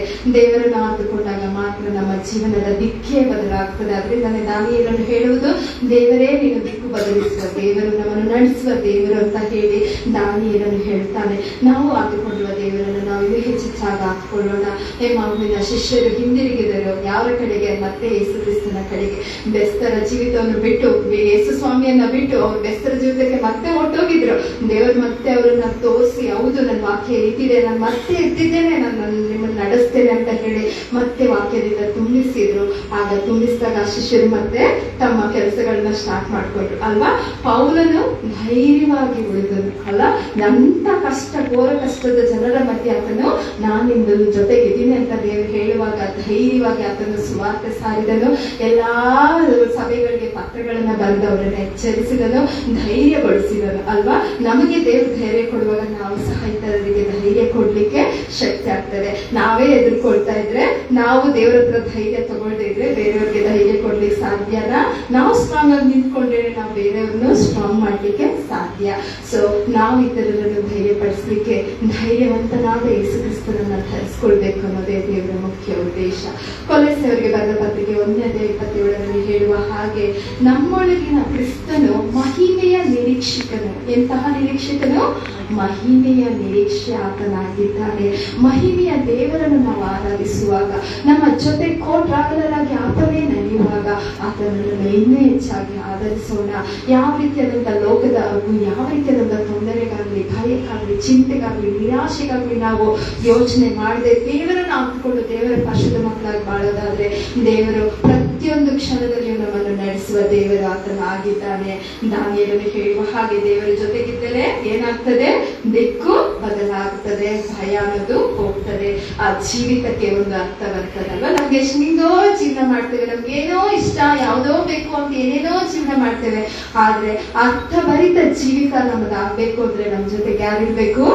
ದೇವರಿರ್ಬೇಕು. ಯೇಸು ಕ್ರಿಸ್ತನ್ ನಮ್ ಜೊತೆಗಿರೋದಾದ್ರೆ ಮಾತ್ರ ನಮ್ಮ ಜೀವಿತ ಅರ್ಥಪೂರ್ಣವಾದ ಜೀವಿತ ಅದು ಆಗ್ತದೆ. ಅತ್ಯಂತ ದೊಡ್ಡ ಕಷ್ಟ ಅಥವಾ ನಷ್ಟ ಏನು ಅಂದ್ರೆ ನಾವು ಕಳ್ಕೊಳ್ಳುವಂತ ಯಾವುದೋ ಒಂದು ವಾಸ್ತಿ ಅಲ್ಲ, ಅಥವಾ ನಮ್ಗೆ ಯಾವುದೋ ಒಂದು ಇಂಟರ್ವ್ಯೂನಲ್ಲಿ ಸಕ್ಸಸ್ ಸಿಗ್ಲಿಲ್ಲ ಅನ್ನೋದಲ್ಲ, ಅಥವಾ ಪರೀಕ್ಷೆಗೆ ಒಳ್ಳೆ ಮಾರ್ಕ್ಸ್ ಸಿಗ್ಲಿಲ್ಲ ಅನ್ನೋದಲ್ಲ. ನಮ್ಮ ಬಿಗ್ ಲಾಸ್ ಏನ್ ಗೊತ್ತಾ? ದೇವರನ್ನ ನಾವು ಆತುಕೊಳ್ಳದೆ, ದೇವರನ್ನು ನಾವು ಒಳಗೊಟ್ಟು ನಡೀದೇ ಇದ್ರೆ ಅದೇ ನಮ್ಗೆ ಬಿಗ್ ಲಾಸ್. ಯಾಕೆಂದ್ರೆ ಬೇರೆದೆಲ್ಲ ಈಸಿಯಾಗಿ ನಮ್ಗೆ ದೇವರು ಕೊಡ್ತಾರೆ. ದೇವರನ್ನ ಹತ್ಕೊಂಡು ದೇವ್ರ ಮಕ್ಕಳಾಗಿ ನಾವು ಇರೋದಾದ್ರೆ, ಪ್ರಾರ್ಥನೆ ಮಾಡಿ ನಾವು ಮುಂದುವರಿಯೋದಾದ್ರೆ, ದೇವರೇ ಮೋಶೆ ಹೇಳಿದಾಗೆ, ನೀನ್ ಬರ್ದಿದ್ರೆ ನಾನು ಇಂಟರ್ವ್ಯೂಗೆ ಹೋಗಲ್ಲಪ್ಪ, ನೀನ್ ಬರ್ದಿದ್ರೆ ನಾನು ಎಕ್ಸಾಮ್ಸ್ ಬರೆಯೋಕೆ ನನಗೆ ಜ್ಞಾನ ಇಲ್ಲಪ್ಪ, ನಿನ್ನದೇ ಜ್ಞಾನ ಕೊಡು ಅಂತ ಹೇಳಿ ದೇವ್ರ ಹತ್ರ ಜ್ಞಾನ ಹೊತ್ಕೊಂಡು ಹೋಗೋದಾದ್ರೆ ದೇವ್ರು ನಮ್ಮನ್ನು ಆಶೀರ್ವದಿಸ್ತಾರೆ, ನಡೆಸ್ತಾರೆ. ನಾವು first we need to invite God in our life ಅಲ್ವಾ. ನಮ್ಮ ಜೀವಿತದಲ್ಲಿ ನಮ್ಗೆ ಯಾರ ಜೊತೆ, ನಮ್ ಜೊತೆ ಯಾರಿಲ್ಲ ಆದ್ರೆ ಯೇಸು ಸ್ವಾಮಿ ನಮ್ ಜೊತೆ ಇಲ್ಲ ಅಂದ್ರೆ ಆ ಜೀವಿತ, ನಮ್ ಜೀವಿತ ಏನಾಗ್ತದೆ? ಅದು ಮರಳು ಭೂಮಿಯಲ್ಲಿ ಕಷ್ಟದ ಜೀವಿತದಲ್ಲಿ ನಡೆಯುವಂತಹ ಜೀವಿತ ಆಗ್ತದೆ. ನಾವು ಕೋಟ್ರವಿದರಾಗಿ ನಮ್ ಜೊತೆನೆ, ನಿಮ್ ಜೊತೆನೆ ನಾನು ಬರ್ತೇನೆ ಅಂತ ಹೇಳಿ ಪುನರುತ್ಥಾನಗೊಂಡ ಯೇಸು ಸ್ವಾಮಿ ಹೇಳುವಾಗ we need to invite him. ಏಸಪ್ಪ ನೀನ್ ನನ್ ಜೊತೆಗಿದ್ರೆ ಸಾಕಪ್ಪ, I want you God, I want only you, you be with me, you guide me, you lead me ಅಂತ ಹೇಳಿ ದೇವರನ್ನ ಆತ್ಕೊಳ್ಳುವಾಗ ದೇವರು ನಮ್ಮನ್ನ ನಡೆಸ್ತಾರೆ, ನಮ್ಮನ್ನ ಆಶೀರ್ವಾದ ಮಾಡ್ತಾರೆ. ನಾವ್ ಯಾರನ್ನು ಇನ್ವೈಟ್ ಮಾಡೋದು ಬೇಡ. ನಮ್ಮ ಕುಟುಂಬ ಜೀವಿತದಲ್ಲಾಗ್ಲಿ, ನಮ್ಮ ಸಂಸಾರದಲ್ಲಾಗ್ಲಿ, ಮಕ್ಕಳೊಟ್ಟಿಗಾಗ್ಲಿ, ನಮ್ಮ ಸಮಾಜದೊಟ್ಟಿಗಾಗ್ಲಿ, ಕೆಲಸದಲ್ಲಿ ಆಗ್ಲಿ, ಎಲ್ಲಿ ನಮ್ಗೆ ಸಮಾಧಾನ, ಸಂತೋಷ, ನೆಮ್ಮದಿ ಎಲ್ಲಾ ಕಡೆ ಬೇಕು ಅಂದ್ರೆ ನಾವ್ ಯಾರನ್ನ ಫಸ್ಟ್ ಇನ್ವೈಟ್ ಮಾಡ್ಬೇಕು? We need to invite Jesus into our life. Yesu ಕ್ರಿಸ್ತನನ್ನ ನಮ್ಮ ಜೀವಿತದೊಳಗೆ ಇನ್ವೈಟ್ ಮಾಡೋದಾದ್ರೆ, ಯೇಸು ಕ್ರಿಸ್ತನನ್ನ ನಮ್ಮ ಜೀವಿತದೊಳಗೆ ಧರಿಸಿಕೊಂಡು ಆತನ ಪರಿಶುದ್ಧ ಮಕ್ಕಳಾಗಿರೋದಾದ್ರೆ ನಮ್ಮ ಸಮಸ್ಯೆ ಏನೇ ಇರೋದೇನಾಗ್ತದೆ? ತೊಲಗಿ ಸುಖ, ಶಾಂತಿ, ಸಮೃದ್ಧಿ, ನೆಮ್ಮದಿ, ಸಂತೋಷ ಸಿಗ್ತದೆ. ಅದಕ್ಕೆ ದೇವರು ಹೇಳೋದು, ನಿನ್ನ ಗುಡಾರದ ಸಮೀಪಕ್ಕೆ, ಆ ಸಮೀಪಕ್ಕ ಉಪದ್ರವ ಅನ್ನೋದು ನಾನು ಬರೋದಿಕ್ಕೆ ಬಿಡೋಲ್ಲ ಅಂತ ಹೇಳುವಾಗ ಯಾರನ್ನ ಫಸ್ಟ್ ನಾವು ಇನ್ವೈಟ್ ಮಾಡ್ಬೇಕು? ನಮ್ಮನ್ನ ನಾವು ಕ್ವಶನ್ ಮಾಡ್ಕೊಳ್ಳೋಣ. ಯಾಕೆಂದ್ರೆ ಇಂಪಾರ್ಟೆಂಟ್ ಆಗಿ ನಾವು ಯಾರನ್ನ ಇನ್ವೈಟ್ ಮಾಡ್ಕೋಬೇಕು? ಯೇಸು ಕ್ರಿಸ್ತನನ್ನು. ಯೋಹಾನನ ಬರೆದ ಸುವಾರ್ತೆ 15ನೇ ಅಧ್ಯಾಯ 4ನೇ ವಚನದಲ್ಲಿ ಹೇಳುವ ಹಾಗೆ, ನನ್ನೊಳಗೆ ಉಳಿದಿರು, ನನ್ನೊಳಗೆ ನೀವಿದ್ರೆ, ನೀವು ನನ್ನೊಳಗಿದ್ರೆ ಏನಾಗ್ತದೆ? ನನ್ನ ವಾಕ್ಯ ನಿಮ್ಮಲ್ಲಿಯೂ ನಾನು ನಿಮ್ಮಲ್ಲಿ ನೆಲೆಗೊಂಡಿದ್ದರೆ ನಾನು ಯಾವಾಗೂ ನಿಮ್ಮೊಟ್ಟಿಗೆ ಇರ್ತೇನೆ. ನಾವು ಯಾರ ಜೊತೆಗೆ ಇರ್ಬೇಕಾಗಾದ್ರೆ ದೇವರೊಟ್ಟಿಗೆ ನಾವು ಇರ್ಬೇಕು. ನಾವು ಎಲ್ಲಿಗೆ ಹೋಗ್ತಾ ಇದ್ದೀವಿ ಅನ್ನೋದು ಇಂಪಾರ್ಟೆಂಟ್ ಅಲ್ಲ, ಯಾರ ಜೊತೆಗೆ ನಾವು ಹೋಗ್ತಾ ಇದ್ದೇವೆ, where we are going, with whom we are going, who is with us ಅನ್ನೋದು. ಏನೋ ಕಷ್ಟವನ್ನೇ ನೋಡ್ಕೊಂಡು, ಚಿಂತನೆ ನೋಡ್ಕೊಂಡು, ನಮ್ಗೆ ಇಷ್ಟ ಬಂದ ರೀತಿಯಲ್ಲಿ ಪಾಪಮಯದ ಜೀವಿತ ನಮ್ಮ ಜೀವಿತವಾಗದೆ ನಾವು ಆತನ್ನು ಆದುಕೊಂಡು ಆತನನ್ನು ಗ್ರಹಿಸುವ ಮಕ್ಕಳಾಗಿ, ಆತನ ಪರಿಶುದ್ಧ ಮಕ್ಕಳಾಗಿ ಬಾಳೋಣ. ಲೋಟನ ಜೀವಿತ ನಮ್ಮೆಲ್ಲರಿಗೂ ಗೊತ್ತು. ಲೋಟ ಏನ್ ಮಾಡ್ದ? ಸ್ಟಾರ್ಟಿಂಗ್ ಅಲ್ಲಿ ಅಬ್ರಹಾಮನ್ ಜೊತೆ ಬಂದ, ಅಬ್ರಹಾಮನ್ ಜೊತೆಲೇ ಆತನ ಜೊತೆಲೇ ಎಲ್ಲ ನಡೀತಾ ಇದ್ದ. ಅವನೊಟ್ಟಿಗೆ ಹಾಗೆ ಇದ್ದಿದ್ರೆ ಬಹುಶಃ ಆತನ ಜೀವಿತ ಚೆನ್ನಾಗಿರ್ತಾ ಇತ್ತೇನೋ ಅಲ್ವಾ? ಇದೆ ಅಷ್ಟು ಮನೋಹರವಾಗಿದೆ ಪ್ಲೇಸ್ ಅಂತ ಹೇಳಿ ಆ ಪ್ಲೇಸ್ ನ ಆರಿಸ್ಕೊಂಡ. ಆದ್ರೆ ಏನಾಯ್ತು ಕೊನೆಗೆ? ಆತನ ಹೆಂಡತಿ ಏನಾದ್ರು, ಹೋಗಿ ಅಕ್ಕಮ್ಮ ನೀನ್ ಹಿಂದೆ ತಿರುಗಿ ನೋಡ್ದೆ, ದೇವ್ರು ಹೇಳಿದ್ದು ನೀನ್ ಹೋಗಿ ಮಾಡ್ಬೇಡ ಅಂತ ಹೇಳಿ ಅವ್ನಿಗೆ ಹೋಗಿ ಸೆಕೆಂಡ್ ಚಾನ್ಸ್ ಕೊಡೋಣ, ಮಾತಾಡೋಣ ಅಂತ ಹೇಳಕ್ ಕೂಡ ಅಲ್ಲೇನಾಗಿರ್ಲಿಲ್ಲ, ಅವಕಾಶವೇ ಇರ್ಲಿಲ್ಲ. ಏನಾಗಿತ್ತು ಆಕೆ? ಉಪ್ಪಿನ ಸ್ತಂಭವಾಗಿ ನಿಂತ್ಕೊಂಡ್ಬಿಟ್ಟು ಮಾತಾಡಿದ್ರು, ಇಂಟರ್ವ್ಯೂ ಮಾಡಿದ್ರು, ಅವಳಿಗೇನಿಲ್ಲ, ಶಿ ಕಾಂಟ್ ಆನ್ಸರ್ ಅಲ್ಲ, ಸೆಕೆಂಡ್ ಚಾನ್ಸೇ ಇಲ್ಲ. ಆದ್ರಿಂದ ನಾವು ದೇವರು ಕೊಟ್ಟಂತಹ ಸಮಯವನ್ನ, ದೇವರು ಕೊಟ್ಟಂತಹ ಎಲ್ಲ ಅವಕಾಶವನ್ನು ಉಪಯೋಗಿಸಿಕೊಳ್ಳೋಣ. ನಮ್ಮ ಫೆಲೋ ಟ್ರಾವೆಲರ್ ಆಗಿ, ಕೋ ಟ್ರಾವೆಲರ್ ಆಗಿ ದೇವರೇ ನಮ್ಮ ಜೊತೆಗಿರುವಾಗ ಆತನನ್ನು ಹತ್ತುಕೊಂಡು ಆತನ ಪರಿಶುದ್ಧ ಮಕ್ಕಳಾಗಿ ಬಾಳೋಣ. ಹಾಗಾಗ್ಲಿಕ್ಕಾಗುವಂತೆ ದೇವರು ತಾನೇ ಸಹಾಯ ಮಾಡಲಿ. ಪ್ರಾರ್ಥನೆ ಮಾಡೋಣ. ಪುನಃಸ್ಥಾನಗೊಂಡ ಕ್ರಿಸ್ತನೇ, ಹೌದಪ್ಪ, ಮೋಶೆ ಹೇಳುವಾಗೆ ಏಸಪ್ಪ ನೀನ್ ನಮ್ ಜೊತೆಗ್ ಬಾ, ನೀನ್ ನಮ್ ಜೊತೆ ಇರು, ನಮ್ಮನ್ನ ಆಶೀರ್ವಾದ ಮಾಡು, ನಮ್ ಜೊತೆಗೆ ನೀನ್ ನಡೆಸಪ್ಪ. ಈ ಭೂಲೋಕ ಪ್ರಯಾಣ ಅಪ್ಪ ಸ್ವಾಮಿ ಕಷ್ಟಕರ ಕರ್ತನೆ. ನೀನು ಹೇಳಿದ್ಯಲ್ಲ, ಈ ಲೋಕದ ಪ್ರಯಾಣ ಕಷ್ಟ ಆದರೆ ಹೆದರಬೇಡಿರಿ, ನಾನು ಲೋಕವನ್ನು ಜಯಿಸಿದ್ದೇನೆ ಅಂತ ಹೇಳಿದ್ಯಲ್ಲಪ್ಪ. ಹೌದಪ್ಪ, ಈ ಲೋಕವನ್ನು ಜಯಿಸಲು ನೀನ್ ನಮ್ಮೊಟ್ಟಿಗಿರಪ್ಪ, ನಮ್ಮನ್ನು ನಡೆಸು, ನಮಗೆ ಬೇಕಾದಂತ ಆದರಣೆ, ಬಲ, ಸಹಾಯ ನೀನಾಗಿರಪ್ಪ. ಈ ವಾಕ್ಯ ಮಾತನಾಡ್ಬೇಕಪ್ಪ, ಈ ವಾಕ್ಯ ಆಶೀರ್ವಾದ ಹೊಂದಬೇಕಪ್ಪ, ಈ ವಾಕ್ಯದ ಮೂಲಕ ನೀನು ಫಲವನ್ನು ಹೊಂದ್ಕೊಳ್ಬೇಕಪ್ಪ. ಹೆಚ್ಚೆಚ್ಚಾದ ಆತ್ಮಗಳು ನಿನ್ನನ್ನು ಕಂಡುಕೊಳ್ಬೇಕಪ್ಪ, ನಿನ್ನನ್ನು ಆರಾಧಿಸ್ಬೇಕಪ್ಪ, ನಿನ್ನನ್ನು ಮಹಿಮೆ ಪಡಿಸ್ಬೇಕಪ್ಪ. ಈ ವಾಕ್ಯದ ಮೂಲಕ ನೀನು ಮಹಿಮೆಯನ್ನು ಹೊಂದ್ಕೋಪ್ಪ. ನೀನೊಬ್ಬನಿಗೆ ಸ್ತುತಿಗೆಲ್ಲ ಮಾನ ಮಹಿಮೆ ಸಲ್ಲಲಿ. ಈ ವಾಕ್ಯದೊಟ್ಟಿಗೆ ಮಾತನಾಡಪ್ಪ ಅಪ್ಪ ಸ್ವಾಮಿ. ಈ ವಾಕ್ಯವನ್ನು ನಾವು ಇಲ್ಲೇ ಬಿಟ್ಟು ಬಿಡದೆ ಇದನ್ನು ನಮ್ಮ ಜೀವನದ ಉದ್ದಕ್ಕೂ ಅಳವಡಿಸಿಕೊಂಡು ನೀನನ್ನೇ ಯಾವಾಗಲೂ ಗ್ರಹಿಸಿಕೊಂಡು ಅಪ್ಪ ಸ್ವಾಮಿ ನಿನ್ನನ್ನು ಹಾಕಿಕೊಂಡು ನಾವು ಅಪ್ಪ ಈ ಮಗುವಿನ ಶಿಷ್ಯರು ಹಿಂದಿರುಗಿದ ಹಾಗೆ ನಿನ್ನ ಕಡೆಗೆ ಹಿಂತಿರುಗಿ ನಿನ್ನನ್ನೇ ಆದುಕೊಂಡು ನಿನ್ನ ಪರಿಶುದ್ಧ ಮಕ್ಕಳಾಗಿ ಮಾಡೋಣ. ಮೋಶೆಯವರು ಸ್ವಾಮಿ ಅರಿತುಕೊಂಡನು ಜನರ ಹಾಗೂ ಅಪ್ಪ ನಿನ್ನ ಪ್ರಭೆಯನ್ನು ಅರಿತುಕೊಂಡನಲ್ಲಪ್ಪ. ನಾವು ಸಹ ನಿನ್ನ ಪ್ರಭೆಯನ್ನು ಅರಿಯುವ ಹಾಗೆ ನಿನ್ನ ಪ್ರೀತಿ ಕೃಪೆಯನ್ನು ತುಂಬಿಸು. ಪೌಲನೊಟ್ಟಿಗೆ ನೀನು ಹೇಳಿದಲ್ಲಪ್ಪ, ನಾನೇ ನಿನ್ನೊಟ್ಟಿಗೆ ಇರ್ತೇನೆ ಅಂತ ಹೇಳಿ ನಮ್ಮೊಟ್ಟಿಗೆ ನೀನಿರಪ್ಪ. ನಮ್ಮನ್ನು ಆಶೀರ್ವದಿಸು, ಕರುಣಿಸು, ರಕ್ಷಿಸು, ಕಾಪಾಡು. ಈ ಭೂಲೋಕ ಚಿಂತೆಯನ್ನು ನಿನ್ನ ಗಾಳಸ್ತಕ್ಕೆ ಒಪ್ಪಿಸ್ಕೊಳ್ತಾ ಇದ್ದೇವೆ. ನೀನ ಒಬ್ಬೊಬ್ಬರನ್ನು ಪ್ರೇರೇಪಿಸಿ ಆಶೀರ್ವಾದಕರ ನಿಧಿಯನ್ನಾಗಿ ಮಾರ್ಪಡಿಸಿ ಕೈ ನಡೆಸಿ ಕಾಪಾಡು. ಈ ದಯಭಾಗ್ಯವೆಲ್ಲರೂ ನೀನು ಆಶೀರ್ವದಿಸು. ನಿನಗೆ ಸ್ತುತಿಗೆ ನಮ್ಮ ಮಾನ ಮಹಿಮೆ ಸಲ್ಲಲಿ ಕರ್ತನೆ. ಆಮೆನ್.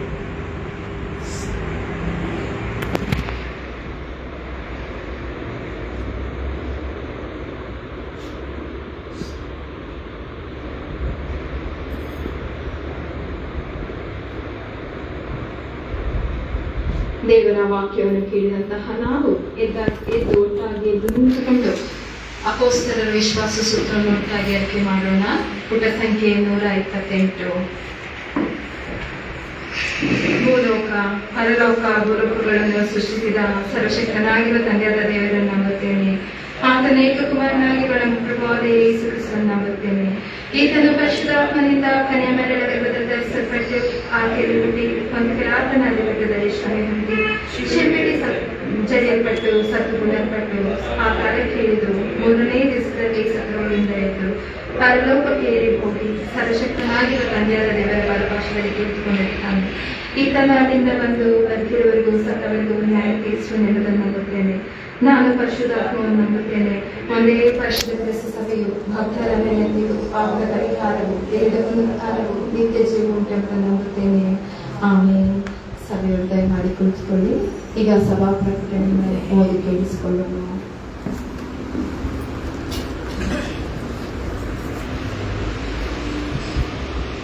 ದೇವರಿಗೆ ಸ್ತೋತ್ರವಾಗಲಿ.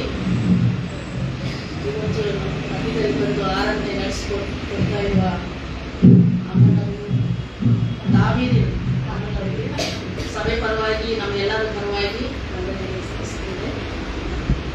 ಮತ್ತೆ ನಮ್ಮ ಸಭೆಯಲ್ಲಿ ಹುಟ್ಟುಹಬ್ಬ ಆಚರಿಸಲಿರುವ ರೋಹಿತ್ ಕುಮಾರ್ ಅವರು ಈ ವಾರದಲ್ಲಿ ಹುಟ್ಟುಹಬ್ಬ ಆಚರಿಸಿದ್ದಾರೆ.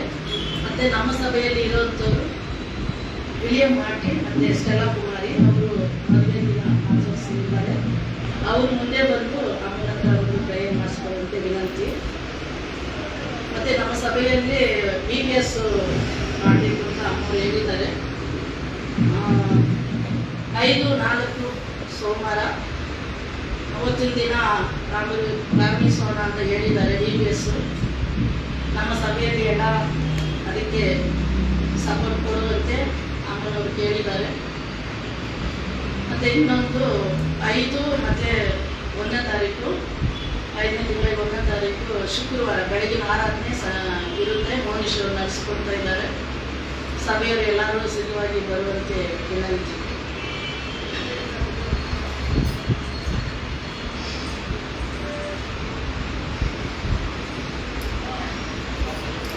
ನಮ್ಮ ಕಾಣಿಕೆಗಳನ್ನು ಕೂಡಿಸುವ ಹಾಗೆ ಹಾಡುವಂತಹ ಸಂಕೀರ್ತನೆಗಳಲ್ಲಿ 149ನೇ ಸಂಕೀರ್ತನೆ, ಮನವೇ ಶಾಂತತೆಯಂತಿರು ಎನ್ನ ಜನಕನು ಕಾಯುವನು. 149.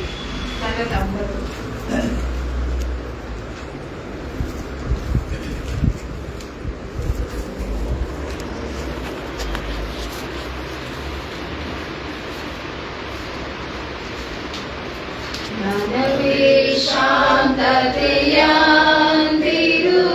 ಎನ್ನ ಜನಕನು ಕಾಯುವನು.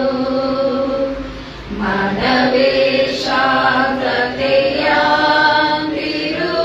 ಎನ್ನ ಜನಕನು ಕಾಯುವನು.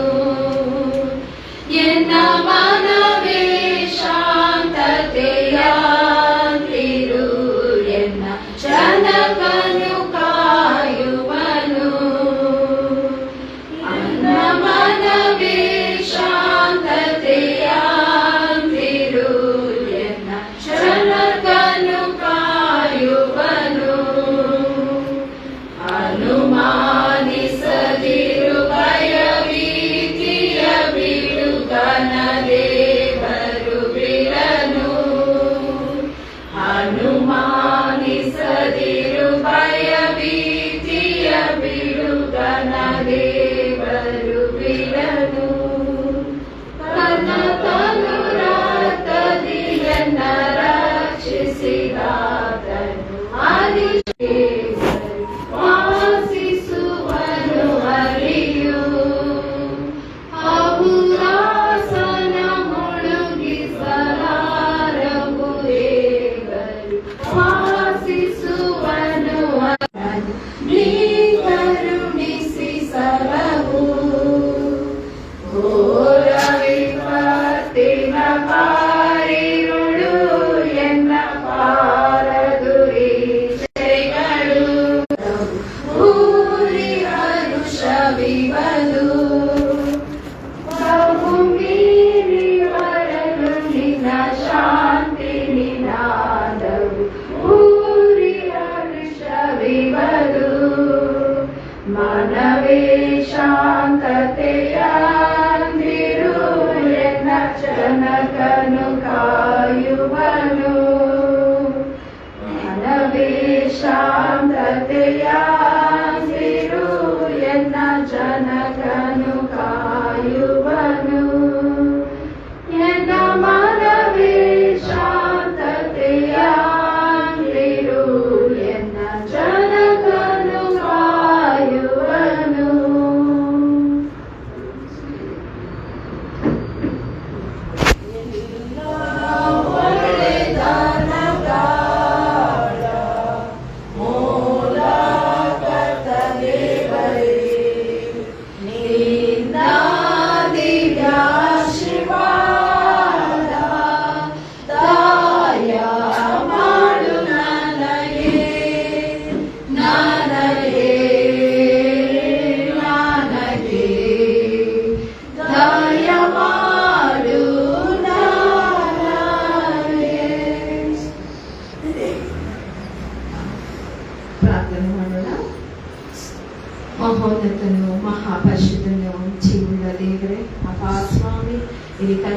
ಎಲ್ಲರೂ ನಿನ್ನ ಹಸ್ತಕ್ಕೆ ಒಪ್ಪಿಸ್ಕೊಡ್ತಾ ಇದ್ದೇನಪ್ಪ.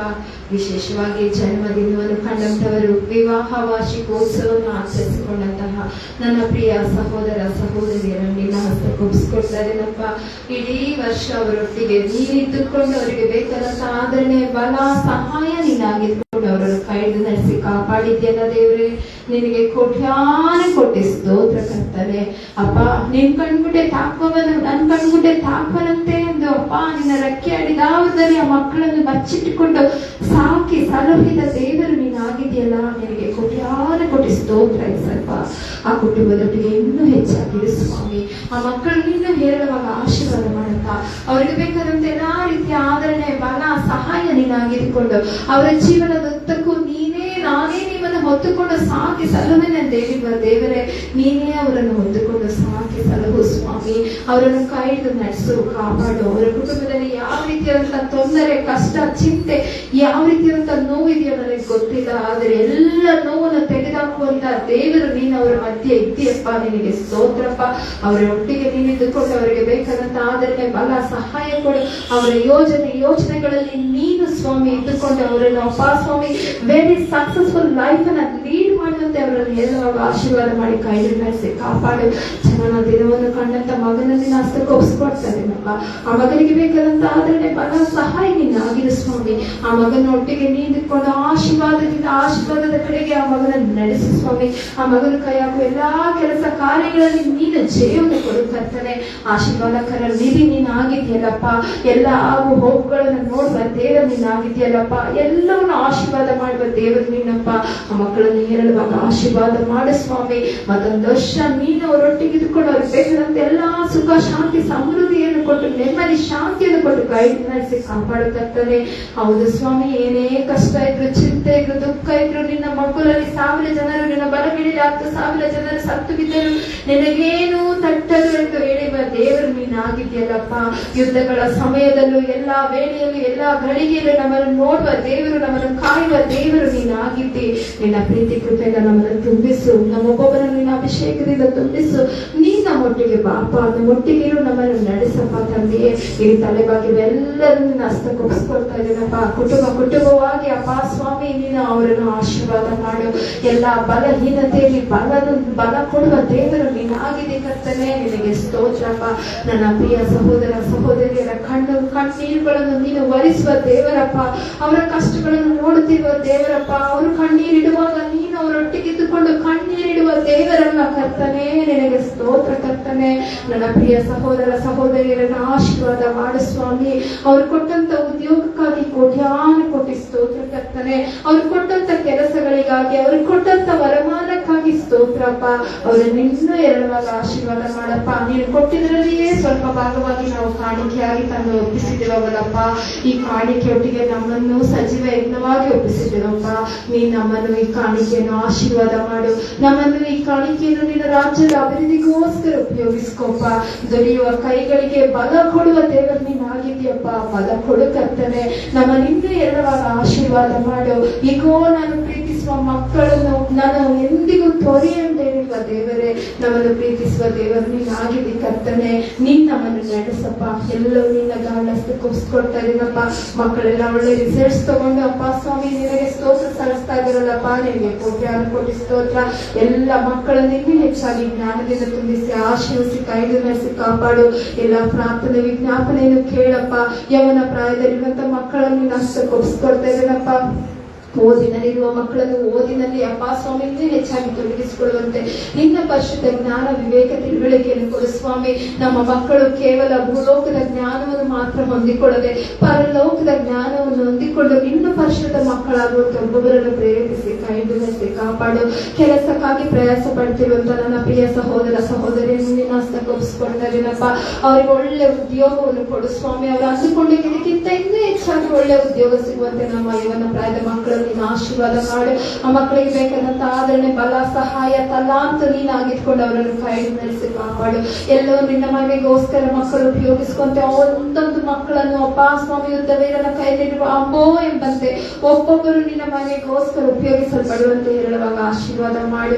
ಒಬ್ಬೊಬ್ಬರನ್ನು ನಿನ್ನ ವಿಶೇಷ ಜ್ಞಾನದಿಂದ ತುಂಬಿಸಿ ರಕ್ಷಿಸಿ ಕಾಪಾಡು.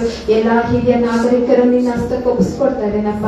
ಅವರಿಗೆ ಮುಪ್ಪಿನಲ್ಲೂ ನಾನು ತೊರೆ ಅಂತ ಹೇಳಿರುವ ದೇವರೇ, ಒಬ್ಬೊಬ್ಬರನ್ನು ಹೇಳುವಾಗ ಆಶೀರ್ವದಿಸಿ ನಿನ್ನ ರಕ್ತ ಕೋಟೆಯಲ್ಲಿ ಮರೆ ಮಾಚಿಕೊಂಡು ಅವರಿಗೆ ಬೇಕಾದಂತ ಆರೋಗ್ಯ, ಹೊಸ ಬಲ, ಹೊಸ ಚೈತನ್ಯ ನೀನು ಆಗಿದ್ಕೊಂಡು ಮನೆಯ ಕುಟುಂಬದ ಶಿರಸಾಗಿ ಅವರಿರುವಾಗ ಅವರಿಗೆ ಬೇಕಾದಂತ ಆದರಣೆ, ಬಲ, ಸಹಾಯ ನೀನು ಆಗಿದ್ಕೊಂಡು ಅವರನ್ನು ಕೈ ನಡೆಸಿ ಕಾಪಾಡು ಕರ್ತನೆ. ಕುಟುಂಬಗಳಲ್ಲಿ ಸಮಾಧಾನ, ನೆಮ್ಮದಿ, ಸಂತೋಷ ಇರುವಂತೆ ಆಶೀರ್ವಾದ ಮಾಡಿ. ಒಂದೊಂದು ಕುಟುಂಬವನ್ನು ಹೇರಳವಾಗಿ ಆಶೀರ್ವದಿಸಪ್ಪ. ನೀನು ಪ್ರೀತಿಯ ಮಮತೆ ಒಂದೊಂದು ಕುಟುಂಬಗಳನ್ನು ಕಟ್ಟು. ಯಾರು ನಿರಾಶೆಯಿಂದ ಜೀವಿಸದೆ ಎಲ್ಲರೂ ನಿನ್ನನ್ನು ಆತ್ಕೊಂಡು ನಿನ್ನ ಪರಿಶುದ್ಧ ಮಕ್ಕಳಾಗಿ ಜಯವನ್ನು ಅಂದುಕೊಂಡು ಬಾಳುವಂತೆ ಕೃಪೆ ಕೊಡು. ನಿನ್ನ ಪ್ರೀತಿ ಕೃಪೆಯಿಂದ ತುಂಬಿಸಪ್ಪ. BBS ನಡೆಸಲು ಬೇಕಾದಂತ ಆದರಣೆ, ಬಲ, ಸಹಾಯ ಕೊಡು. ಹೆಚ್ಚಾಗಿ ಮಕ್ಕಳು ಬಂದು ನಿನ್ನನ್ನು ಕಂಡುಕೊಳ್ಳುವಂತೆ ಅಪ್ಪ ಸ್ವಾಮಿ ಈ ಪರಿಶುದ್ಧ ಬೇತೇರನ್ನು ನೀನು ಆಶೀರ್ವಾದ ಮಾಡು ಸ್ವಾಮಿ. ನಿನ್ನ ಪರಿಶುದ್ಧ ಬೇತೇರ ಸ್ಥಳಕ್ಕೆ ಮಕ್ಕಳು ಬರುವಾಗ ನಿನ್ನನ್ನು ಕಂಡುಕೊಳ್ಳಬೇಕಪ್ಪ. BBS ಎಲ್ಲ ಸುಲಲಿತವಾಗಿ ನಡೆಯುವಂತೆ BBS ಆಶೀರ್ವಾದ ಮಾಡು. ಅಮ್ಮವರ ಎಲ್ಲ ಯೋಜನೆಗಳಲ್ಲಿ ನೀನಿದುಕೊಂಡು ಆಶೀರ್ವದಿಸಿ ಕೈ ಹಿಡಿಸಿ ಕಾಪಾಡು. ರೇಚರಮ್ಮ ಅವರನ್ನು ಅವರ ಕುಟುಂಬವನ್ನು ನಿನ್ನ ಹಸ್ತಕ್ಕೆ ಒಪ್ಪಿಸ್ಕೊಡ್ತಾ ಇದ್ದೀನಪ್ಪ. ಆ ಮಗಳಿಗೆ ಕೊಟ್ಟಂತ ಎಲ್ಲಾ ಜವಾಬ್ದಾರಿಯಕ್ಕಾಗಿ ಕೋಟಿ ಕೋಟಿ ಕೋಟಿ ಕೋಟಿ ಸ್ತೋತ್ರ ಕರ್ತನೆ. ಇನ್ನೂ ಹೆಚ್ಚೆಚ್ಚಾಗಿ ಆ ಮಗಳನ್ನು ಉಪಯೋಗಿಸ್ಕೋಪ.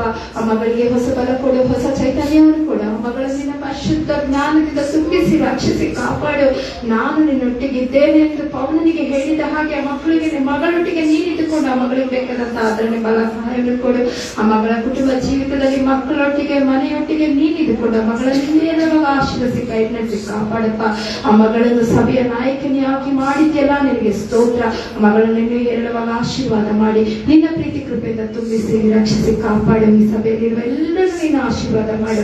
ಈ ಸಭೆ ನಿನ್ನ ಆಶೀರ್ವಾದಕರ ಸಭೆಯಾಗಿ ನೀನು ಓಡಾಡುವಂತ ಬೇಟೆಯಾಗಿರುವಂತೆ ಮಾರ್ಪಡಿಸು. ನಿನಗೆ ಮಹಿಮೆ ಆಗಲಿ ಕರ್ತನೆ. ಸಭೆಯ ಆಗು ಹೋಗುಗಳನ್ನು ನಿನ್ನ ಗಾಳಿ ಹಸ್ತಕ್ಕೆ ಒಪ್ಪಿಸ್ಕೊಡ್ತಾ ಇದ್ದೇನೆ. ಆಶೀರ್ವಾದದ ಕೆಳಗೆ ತುಂಬಿಸಿ ಮಾಡಿಸಿ ಕಾಪಾಡು ಅಪ್ಪ.